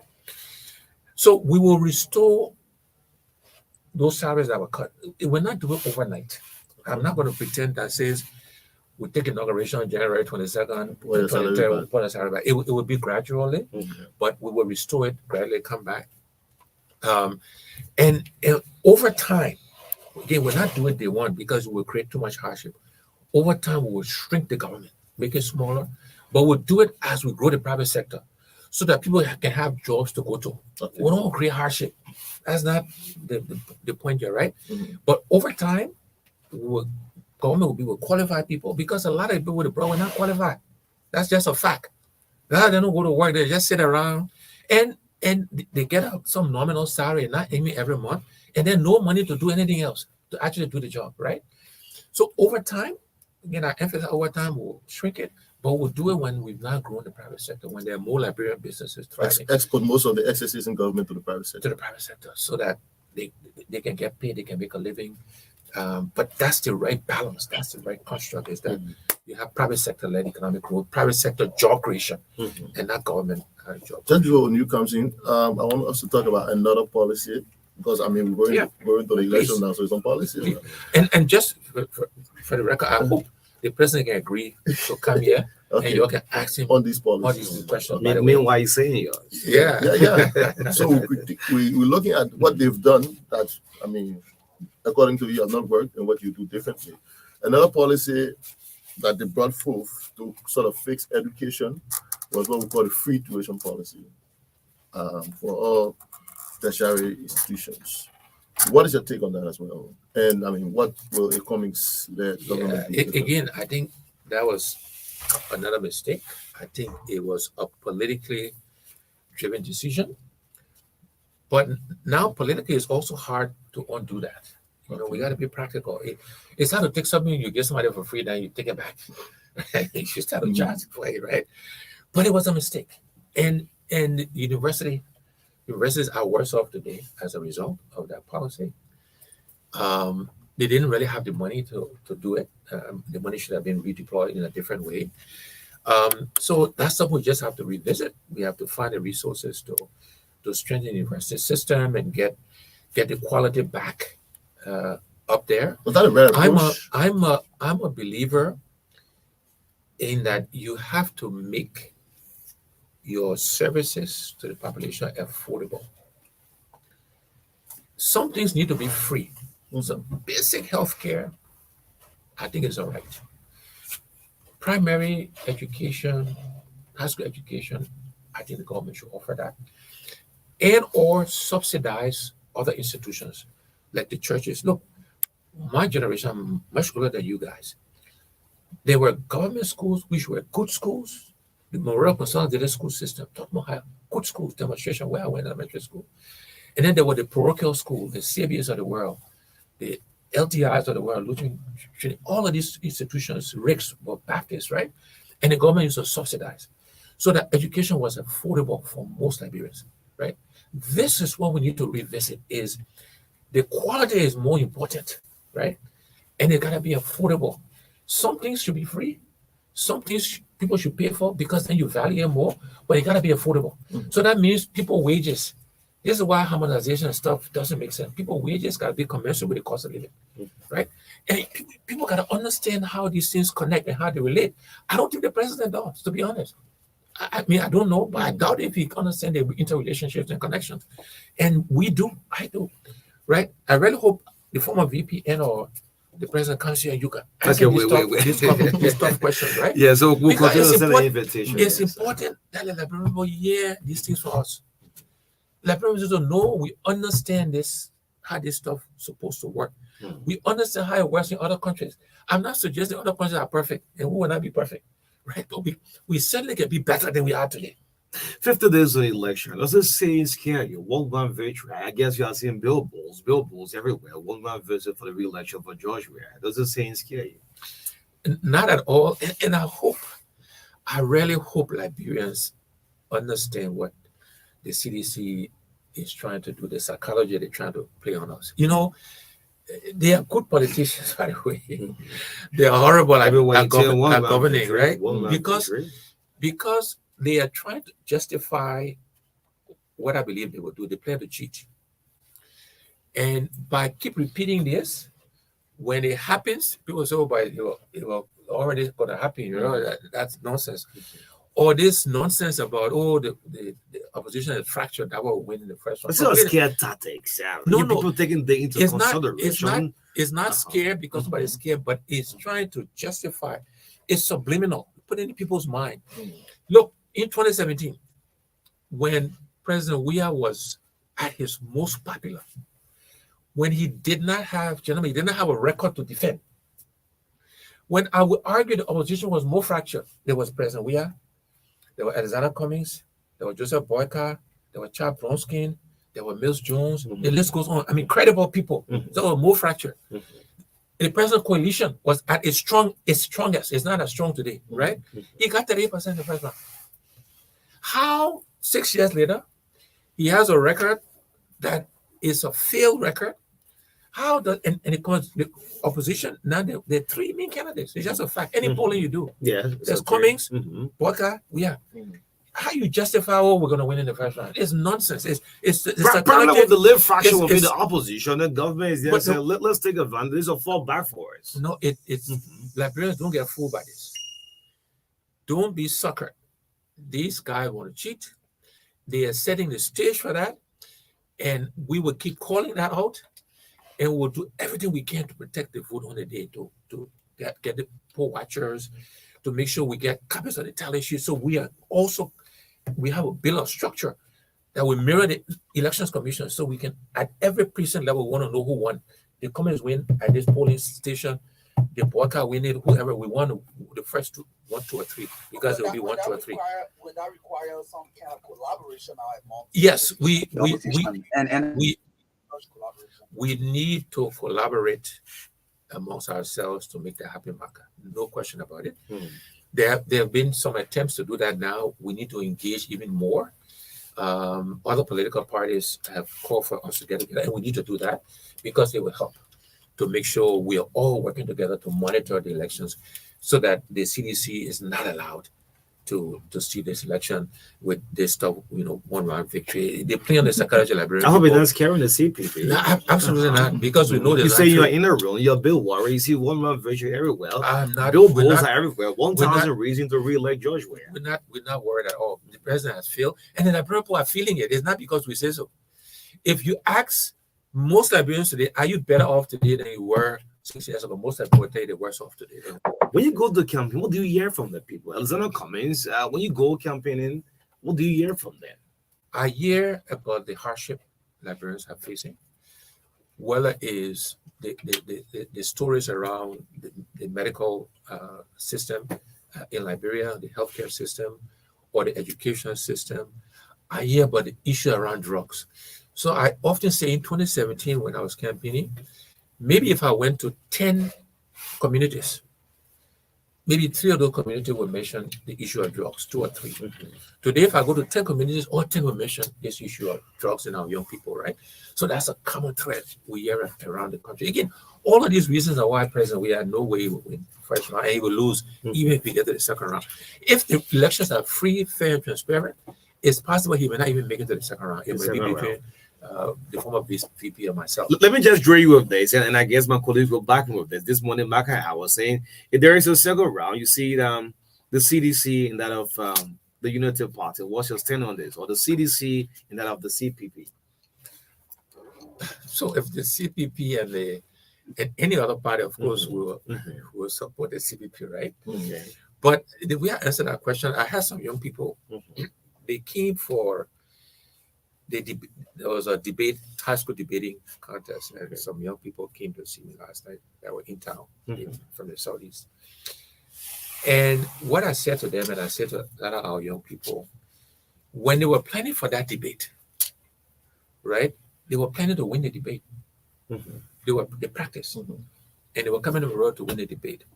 They weren't coming to the debate to go second to Monterrado, to Nima, to Lofa. They were coming to win the debate. So we're going into this election in 50 days to win the election. And if winning means we go to the second round and win the runoff, that's what will happen. If winning means we win in the first round, that's what happens. But we're not planning to come in second. Right? And I want to say this, put politics aside, I want to say to the Liberian people, listen to my voice. Don't start your journey planning to fail. Don't start planning for plan B. Because if you just think about the psychology of that, if your goal is to win the tournament, what is the football tournament, a debate tournament, but before you play the first game, before you kick the ball, You already say, well, if I come in second, it will be okay. You will come in second, third, or fourth. Because now you already got an out. You already settling. So you will not work as hard because, okay, if I come in second, okay. You're telling yourself that in your mind. So the energy to work as hard is human nature. It would diminish, right? In my life experience, I've worked almost 40 years in corporate America and started here in Liberia, is to set goals and to focus on the goal. So when people say, you got a plan B, I say, no, my plan A is my plan B. If you got a plan, no, my plan A. That's what we as a people, forget politics, right? That's what we need to, that's the kind of aspiration we should have for ourselves. Sometimes in politics, when people run for representative or senator 2-3 times, then people say, oh, Vaseline, I try, let's just give it to him. No, if Vaseline not qualified, I don't care how many times Vaseline try. If you're not qualified, don't let's just give it to him, right? That's part of the mindset change. We gotta change. We gotta push each other, gentlemen. Compromise is not a bad thing. In politics, you gotta compromise. But with a compromise, I want to call it lowest common denominator. Let's push each other. Let's compromise up here. Let's put a compromise down here, right? We gotta push each other. We gotta be more demanding. The president do something small, everybody clap. That's the president's job. The president gets paid. The legislators get paid. The ministers get paid. We gotta push. We gotta be demanding of. When I become president, I want people to be demanding of me. Don't cut me any slack. That's the job I wanted. So people, we should be demanding of each other, right? Otherwise, our country, if not change, we gotta push each other, right? Mr. Comey, I heard you talk about the CDC trying to play on the psyche of the people with this one round victory stuff, but a lot depends on whether the elections are free, fair, and transparent. Now, the referee in this process is the Elections Commission. I want to know your confidence level in the Elections Commission and the process thus far. Have you seen signs that make you believe that there is a possibility that the CDC could manipulate the process? Do you have complete confidence in the David Peter Brown Lasana-led commission? My confidence is low, and let me tell you why. The president has the constitutional right to appoint all the commissioners. That's his constitutional right. In other countries, sometimes by law, the president does not, but in our country, he does. But what he should have done, and this is what the former president, Madam Ellen Johnson Sirleaf, did, because you want the appearance of fairness, right? She said, look, there's 7 commissioners. The opposition should nominate 3. So the current chairman today was nominated by the CBC, and she appointed, and there were 2 others. So at least you get the appearance of fairness, some balance, right? This president didn't do it. He appointed all of them, and by extrapolation, by extension, we assume they're all partisan, they're all solutions. That does not give anybody confidence in the integrity of the institution. It may be unfair to the commissioners, it may be right, but their perception, right? I worry about just the general capacity of the institution. I mentioned the intentions, given the fact that they're all appointees of the president. So my confidence is low, and this is why we have to build the capacity, meaning the CPP, and we need to collaborate, to MARKA's point, with other political parties, build the capacities to monitor this election so that it can be free, fair, and transparent. I want to remind the president, it is his obligation constitutionally to make sure that's the case. He has all the appointment powers we should take advantage of. But it's his responsibility, and let there be no doubt, clarity, to make sure election free, fair, and transparent, and that there's no violence. No violence. We are committed to that, but it is the president's responsibility. He controls the police, he controls the military, he appointed all the commissioners, national election. It is his responsibility. It falls on his shoulders, and Liberians should understand that and should demand that he does. The CBP will not participate, contribute anything to do with violence in this country. I want to commit publicly on behalf of the institution. The fundamental declaration. The fundamental declaration will adhere to, but ultimately, the ball, football analogy, the ball Starts with the government. start with the president and the government. They have the constitutional responsibility to make sure. And we should remember that Liberia started to unravel with 85 elections, right? When apparently Jackson Dua actually won. He was cheated, denied the presidency of our country. I hope the president understands it and doesn't try to do something stupid come October this year. Great. So we're gonna make this interactive. Since the campaign August, how is it going now? Most activities, Monserrato. How is the campaign process? So it's going well. We're going to start traveling outside. Your message resonating to the people well? I believe so. You know, I saw some recent polling actually last night that says our message is resonating. We're kind of moving up. Most Liberians believe we are the most qualified to move the country forward, to fix the economy. So it was exciting to see that. And so we beginning to build momentum. You know, elections are won in the end based on the momentum you have. And so that process is going well. We were a bit slow to getting our billboards up, but now they're popping up everywhere in the country, and more to come, stickers and posters. The VSB, Costa Blanca and I would do some events together. We'll do some events separately. We'll divide and conquer.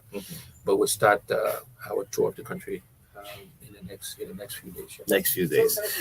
So since you're talking about campaign, you know, it's about number. While you have the original two parties that make up the collaborating political parties, there are also auxiliaries that come to support the campaign. How much are you doing with auxiliaries? How many of them are around? How many people are they getting? I remember one they called the ABC Movement for Real Change. I don't know whether you remember that. So how much are you doing with it? Yeah, no, Marka, we are engaging auxiliaries. In fact, yesterday alone, I met with 3 different auxiliaries, and we're engaging and supporting them because they're a major part of how you win elections, as you know. And so we're engaged in supporting them. Look, what I will say is just a fact. We cannot compete with the government financially. And the government is using our money, by the way, right? It's not the party independently raising the money. So we can't try to compete with them. They're throwing money around. I understand they call female candidates for the legislature to give them money. They've allocated, again, these are allegations. So $300,000 to give to, you know, these candidates, et cetera, et cetera. We don't have that kind of money to compete with them. And I say to Liberians, by the way, it's our money. So you don't eat it. Yeah, because it's our treasury money. That money that should be used to fix the schools, the healthcare system, you know, so on and so forth. That campaign money. But it's our money that they're using for campaign. And so they should eat it. But when they get into the ballot box, they should vote their conscience. Nobody will audit who they vote for, right? At the ballot box. In the ballot box. And this is why I think the CDC and they will be shocked on election day. They will be shocked because Liberians are smarter than they think. They think throwing all the money around, they're fooling Liberians. Liberians are not stupid. Let's bring some of the social media gossip before I get the lines. I say that communist has been backed by former President Ellen Johnson. So I guess you have heard that. And so forth. If you wins the presidency, we ordered this government.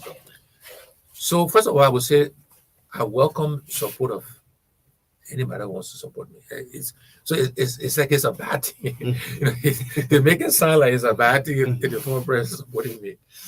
So and I hope she is, to be honest. You talk over her? I hope she. Yeah, I talk. Have you met her throughout this? I'm sure she talked to the president. Okay. I'm sure she talked to the former VP. So I mean, talking. Yes, the answer is yes. And I talked to many other people. So the former president is no exception. But I will be my own president. I'm my own man. Okay. We will look. What I say to people about auditing, right, is that we will let those agencies, they will follow the evidence. It is my job as president to make sure we got the right people in the LACC, in the GSC, meaning Liberian Anti-Corruption Commission, in the General Auditing Commission, in the public procurement and concession. and all those stuff, we make sure we got the right people. they got the right resources to do the job, the logistics, everything they need, and then we'll let them do the job. I'm not going to say to them, go and audit only robbers. But if the evidence leads to you, it leads to you. So if the evidence leads, wherever it leads, if it leads back to the Unity Party government, to Mr. Selly, the former vice president, because you were in that government, it leads to Joe Weir. I'm not going to say go audit Joe Weir, go audit Samuel Tuya, go audit. That's not my job. As the president, that's interfering in the process. These people will have the constitutional responsibility, will have the resources, will get the right people, and they will follow the evidence. So whoever leads to, that's where it leads. We're not going to pick and choose. I'm not going to say, go audit Joe Weir. That's not my job. But the evidence leads to him, it leads to him. That's the way. Look, that's the way we should be governing this country. By the way, where you get all of your energy from? I'm here watching you. We're going almost an hour now. Ellis comments is still on. It's still on, and I can go another 3 hours. Look, you asked earlier about how I feel in my health. I thank God every day, gentlemen, that my health energy is good. My intellect is still strong. I exercise at least 3 times a week, sometimes more.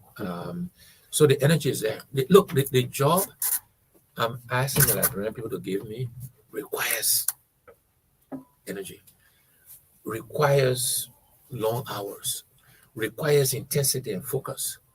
That's what I've done all my life. You know, in my corporate jobs, you don't slack. You know, nobody care what you did last year. It's what you're doing this month, what you're doing this quarter, what you're doing this year. When the next year start, I've forgotten, right? So the energy is there, the enthusiasm there, the intensity is there, and it will be infectious. You know, I tell a tsunami will hit Liberia come January 22nd. When we take over, the energy to move our country forward will be there. Yes, one last question. Yeah, before we go to the phone line, Mr. Cummings, I'm concerned to ask about a whole generation of our young people that basically have got no jobs, so they resorted to riding pains and KKS. You know, they're all over the country. I mean, they multiply per day. Mr. Cummings, what is your vision for these people? I mean, every day we see them, it's like all hope is lost. They resolve to that. They have accidents. If they can continue riding these bikes or tricycles, that's the end of their lives. They can't do anything. They're unskilled. That's the only skill they have. What is your vision, your plan for them? Right. So the first thing I would say is we should acknowledge, and I want to personally acknowledge, the important role they play in our economy. We shouldn't take it for granted. They are the primary movers of people, goods, and services in our country. Because, you know, we don't have public buses, we don't have big, companies doing taxis and all that kind of stuff. So these people, we shouldn't take what they do for granted. And I want to acknowledge that and thank them for the role they play. If those people went on strike one day, it would shut down this economy. Oh, yeah. It would shut the economy. So we need to acknowledge that, first of all. Second thing I would say is, look, for those that want to do that as a living, it should be okay. They should make a living to support themselves, that kind of stuff. We should not demean it. But for those who want an alternative, who want to do something else, who only doing it because there's nothing else, this is where I talked about, again, growing the economy, creating jobs. I talk about vocational training. See, everything I talk about, these things are all interrelated. It's not in isolation. They all impact each other, right? So understanding the systemic linkages between these things. So for those people, we want to make sure that we're growing the economy, we're creating jobs, whether it's in agriculture, whether it's ecotourism. We talk about a national youth service program. We're designing what that should look like now to give people options, give them choices. Those who want to do it, they should do it. Those who want options, we need to give alternatives and options. And that's why job creation is high on the list. Private sector-led job creation. Again, these things will not happen day one, but over time it will happen. Liberians will see a difference, right? Because we know the linkages, and if we do something here, how it affects this piece, how it affects that piece, and how they can reinforce each other or not if you don't have a coherent strategy. So the whole job creation, national youth service program, vocational training, investing in agriculture, tourism, all of that will be give people options to to address that issue. Yes, let's move go to the telephone line. And now this thing is not becoming a song. 4th Street, 2nd Street, 18th Street. I guess you're on the ballot box at number 4. Number 4. Yes, you're on 4th Street. Yes, it's something you have to get used to because Liberians. You're number 5. Last year, number 4. You're number 4. Yeah, we're moving on. He's central defense. You claim me up the ladder, eh? Okay, so we've also been carried live on SKTV. Thank you so much, Sekou. Thank you so much. I just got a notification. Let's get the telephone lines activated. This is the True Breakfast Show on NEAL, MARKA, that are from Vesely live this morning. And we have the face of from the CPP. He's number 4 on the ballot box. Yes. Elzana Benedict Cummins live with us this morning. 0777 405017 0770 153 Call us here from you. Good morning. Good morning, 2FM. My name is Ali Kiadi and I call you from Sinkoff. Go ahead. You have a minute. Thank you. Let me appreciate the next president in studio. You know, what is interesting is that leadership throws on the top. And then when the leaders set the standard, everybody else's follow. And one thing that I listen to Mr. Kumis over and over, you see, he always tells us not to settle for try. It is a Liberian culture that I try. Other countries are not trying, they are getting the job done. So the best leader is passionate and he's intentional about the things he says. The Liberian people should see reason to rally around this man, given the number that they say he doesn't have. And he's going to be the best president for this country. All right. So thank you, Mr. Kumis, and we stand by you. Thank you. Thank you. A minute per call. Good morning. Okay, this person 0770. Good morning. Good morning, my name is.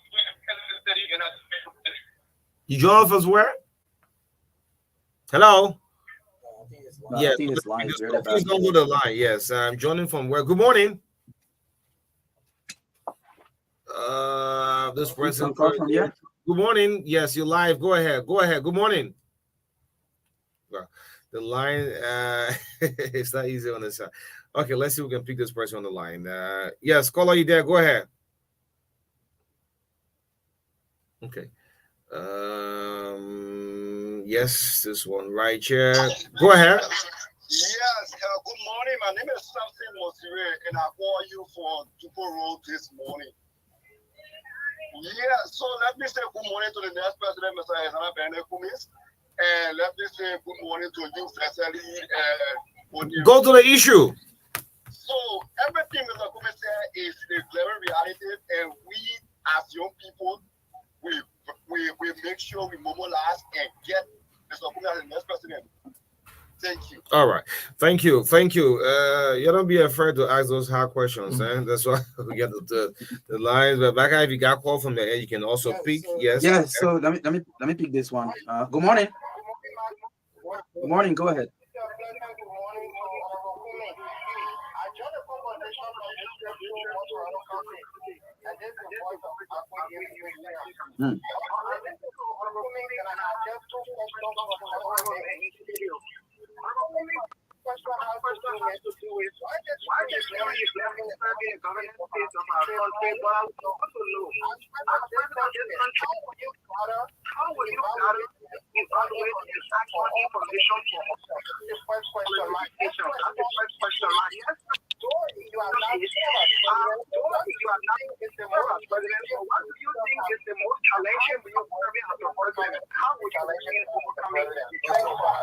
Okay, thank you, Emmett Hammer from Kakata. Good morning.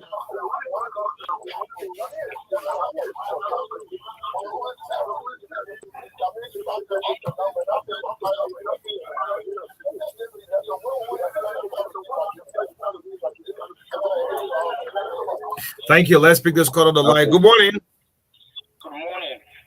Morning. Go ahead. So my name is Lorenzo Soma. And let me firstly say that, our people have a saying that says when the child will be good, will go from the small town, right? Now, one thing I think Liberian people need to look at is the track record of Mr. Cummins. If you check his corporate track record, you will know that the name Fixer in itself is not just a mere name, because his promotion in the corporate sector came at a very fast pace, which to an extent signals the high performance of this individual. The next thing that I think Mr. Cummings is the only person in the top 3 that has provided the Liberian people with a clear roadmap of how he wants to transform Liberia's economy. Talking about making the private sector the highest employer, the growth of our agriculture sector, and so on and so forth. I think that the Liberian people are wise enough to understand those with the best interest for them at heart. And I think October 10th, when we go to the ballot paper, the Liberian people will select the mayor who has a track record of progress, a track record of fixing things, and the man who has provided a clear way of how to redeem and fix this country. Thank you. All right, thank you. Let's go to the line. The lines are so jamming. 0770153265. Good morning. Yes, good morning. Honorable Kumi, good morning. Please be audible. Yes, so my name is Thomas Kumi. I come from Albert Cowell. Okay, Caldwell. I listen to Mr. Cummings. I've been following him, but one thing I just want to say this morning is Honorable Cummings, I'm going to support you when you to be in the second round. Thank you so much. I always follow you. All right. If in the second round you put your support, let's pick this call on the line. Good morning. Well, what did Ative say again? Yeah, Berkeley Randall. Yeah, you leave for way central. Okay, let's put you through. Good morning. Good morning. Good morning to MARKA, and let me extend my deepest morning greetings to Alexander Fernandez Cummings. This is Active Berkeley Randall, and I do join you this morning from CEO, the biggest intellectual. Berkeley, go ahead, man. See you.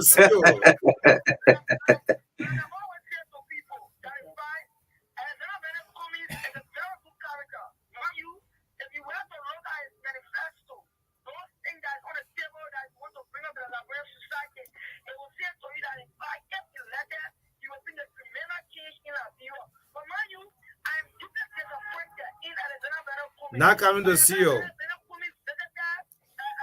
See you. Okay, that one a personal issue. Yeah,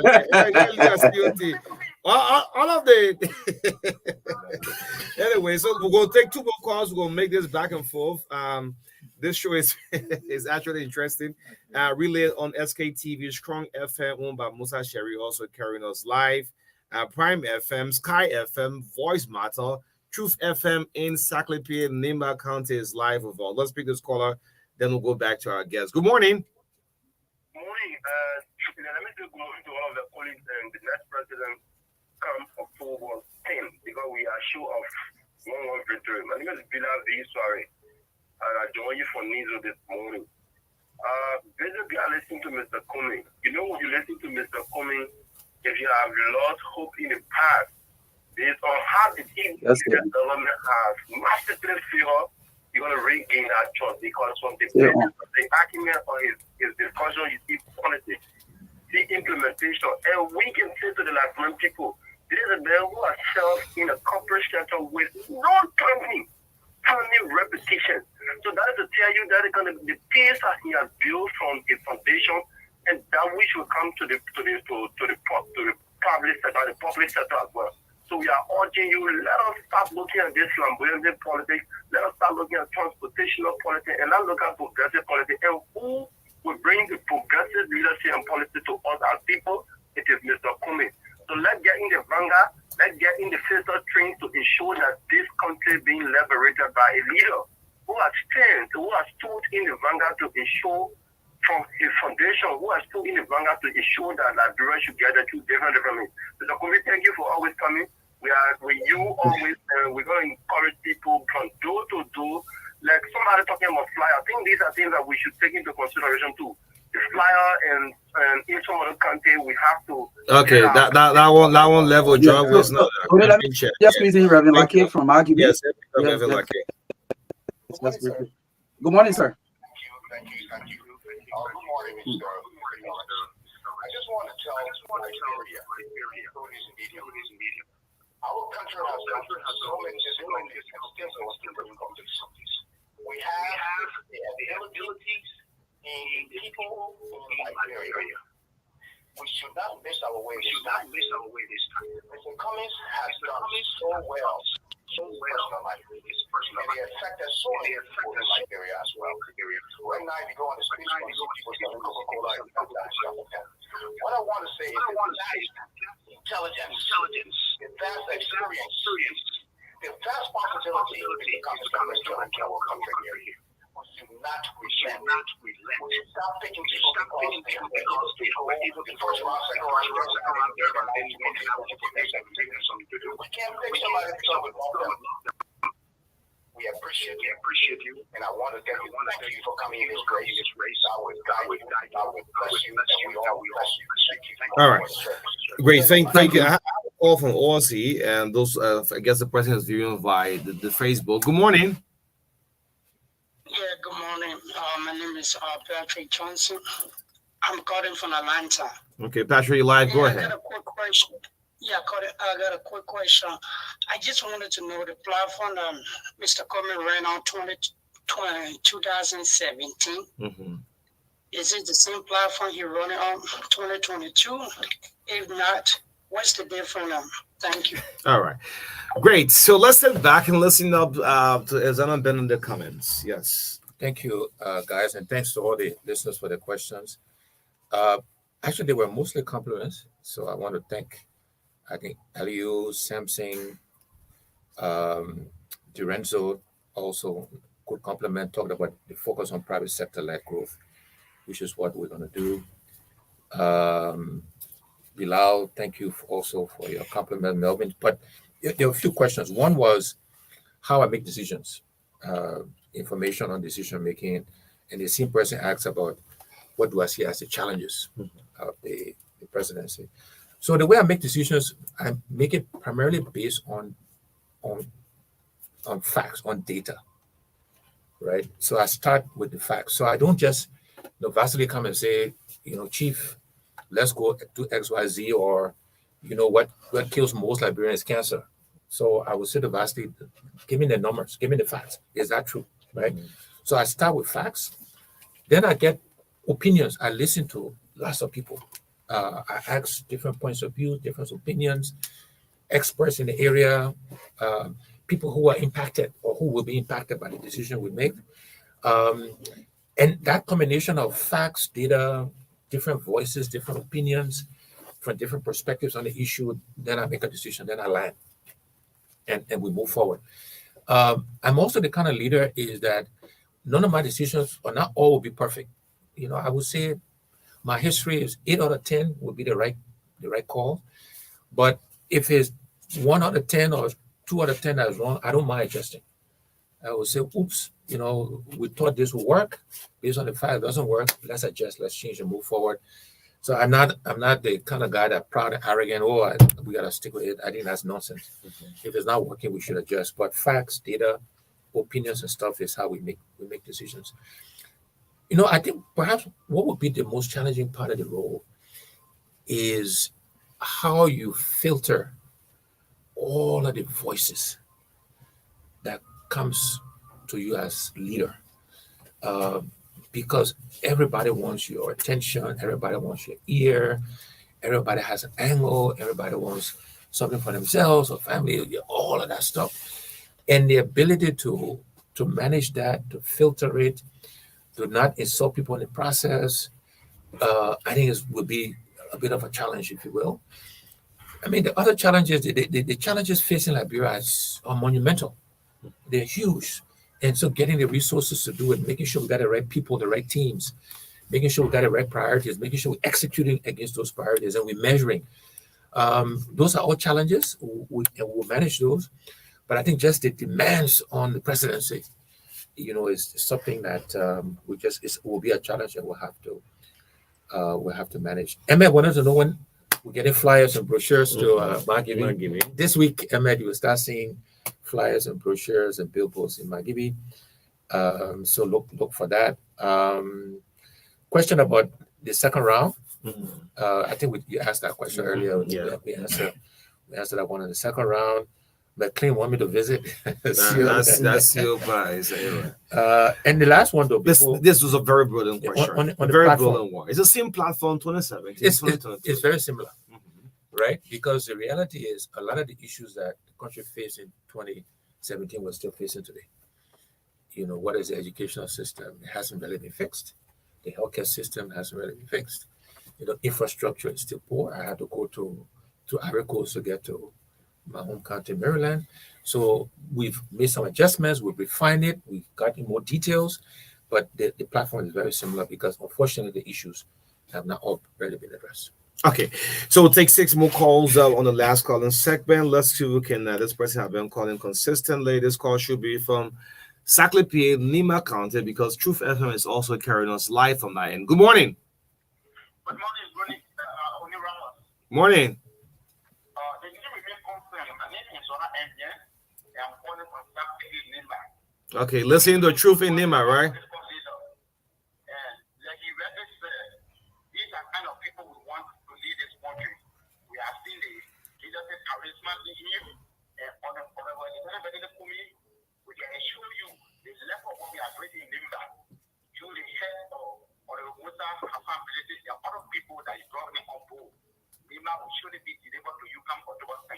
And let me say thank you for appointing one of the finest lawmakers and someone who can make the difference. On the allowing you to serve as a campaign manager, but Nima County, he's someone who can make the difference and will do his ability. We're going to to see that Nima will be delivered to you. Thank you, and thank you, Mr. Almighty. God bless you, and you are the best president of this republic. Thank you. All right, let's begin another call on the line. Good morning. Good morning, with you. Yeah, I'm hearing myself in the background. You have to move from the radio. I'm sorry, and let me say good morning to the many listeners on the broadcast. My name is Sylvester Sandy Castle, and I'm calling from the Weir Avenue in my GB County. I listened to Orukumi. I listened to that contradiction and disappointment in his statement. I got two questions for him. Orukumi served as vice president for Ogo International. How many Liberians did he help when you were serving that position? One. Orukumi, at your position on the international level, what did you do to improve the ordinary Liberian life that we can hold it as tangible to make you president of the world like Europe? All right. Thank you. You said two now. He says it arbitrarily. Thank you. Don't be fair enough. I'm around for fun in the morning. Good morning, my dear brother. Morning. Please be audible. Thank you. I will be audible as possible. Good morning to Tokomis. Good morning to the ANC people and secretly slash. My name is Amara M. Fofana, a member and the representative candidate of the Liberal People's Party, headed by the distinguished Councilor Jawansi Goglu, the Blue Movement for Total Bureau. We listen to we all said it. I want to ask you the question before I can make my comment. Robert Cummings, judging from your past performance in 2017, holding all factor constant, you know, in politics, you will dodge. I want to go to the question. You got 1 minute, though. I'll let you go. Uh-huh. Were you to be in the fourth or fifth place and see Councilor Goglu about the runner-up, that means first or second place, with any other party, who will you support? Yeah, man. I don't want question. I'm all right, my man. You're killing it, though. Thank you. Let's bring another call on the line. Good morning. Morning. Morning. Hello? Yeah, you're live. Go ahead. Yeah, I'm Siku M. Sherry calling from Local County, Onyema. Lofa County. Great. Yeah.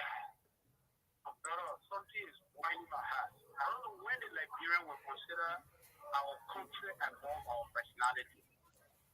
Why can't we look in the individual that is able to do, but always looking into relationship? You know, people do not consider their country able to exercise what we call nationalism. You got to look at your country. Don't look at because you connected to somebody. Just listen to the explanation of Honorable Kumi in the studio there. Mm-hmm. That alone can tell everybody which level of contribution in the entire country. And people always say, oh, Kumi just coming. But let's look at this, right? We all have agreed that for the past years, Nigeria did not do well.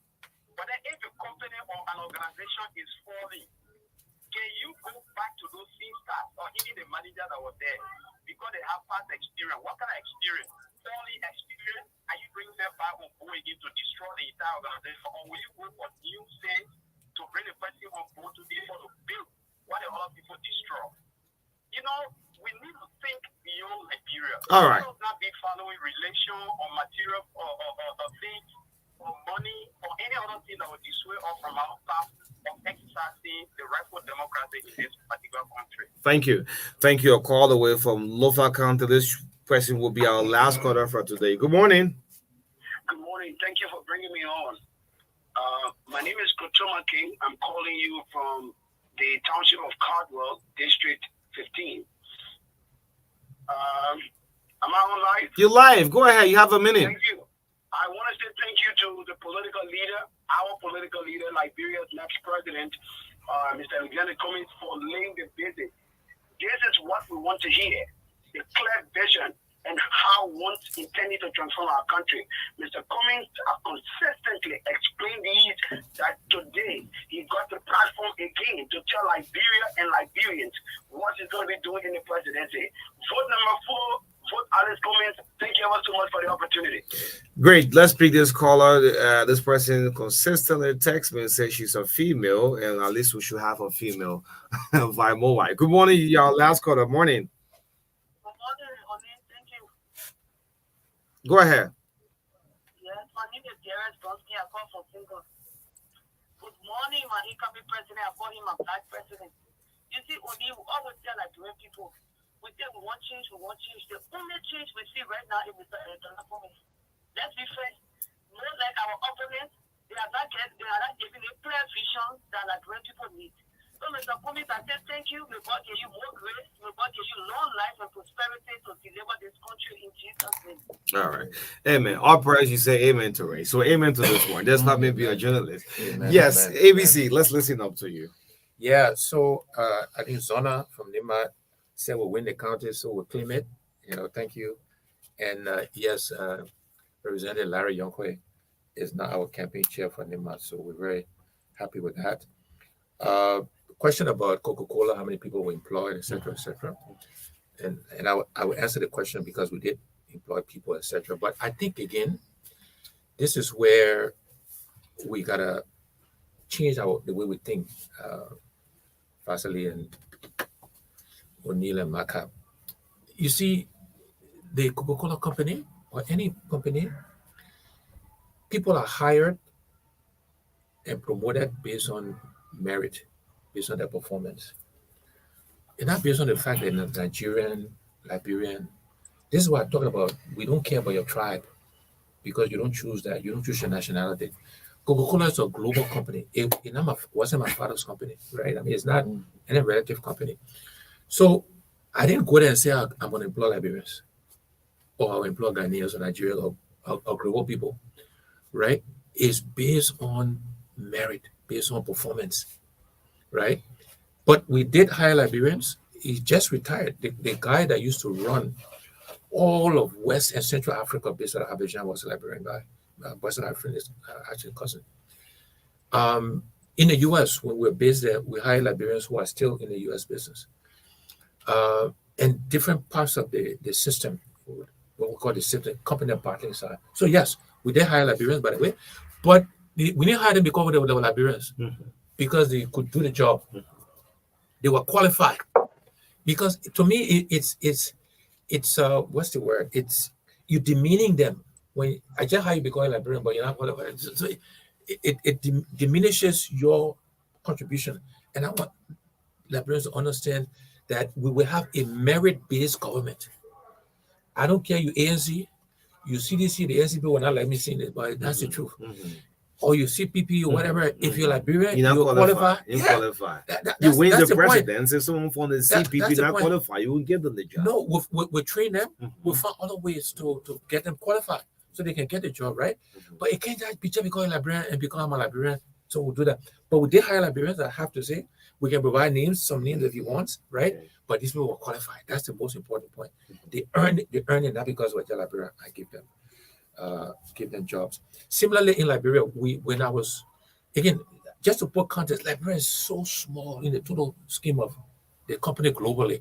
It gets lost in the rounding, to be honest, right? Because our country is small, right?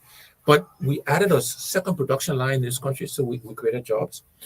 Somebody earlier call talked about the investment in women, providing coolers, coaching equipment for them to sell, women entrepreneurs. So very proud of everything we've done, both at Coca-Cola, right, and also what we've done as a family in philanthropy, the scholarships we provide, the donations we made to clinics and hospitals across this country. The list goes on and on. So we're very, very proud of that.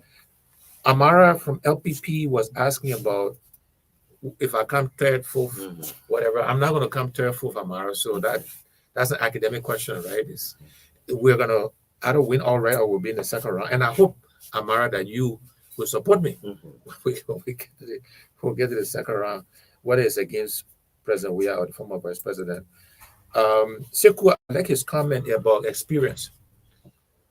People say, government experience. If government was the solution to Liberia's problem, we would have the best country in the world. So experience got to be relevant to the task. It got to be relevant to the issues. And we bring the experience we bring is relevant to the challenges facing Liberia, which is to grow the economy and grow the economic pie. So, gentlemen, unless you got final comment, so 10 o'clock you have to go. Trust me. Any other thing else we haven't touched the campaign? Want to other content anticipate to see others comments coming? So, with that, I will answer. Let me do my closing remarks. Yes.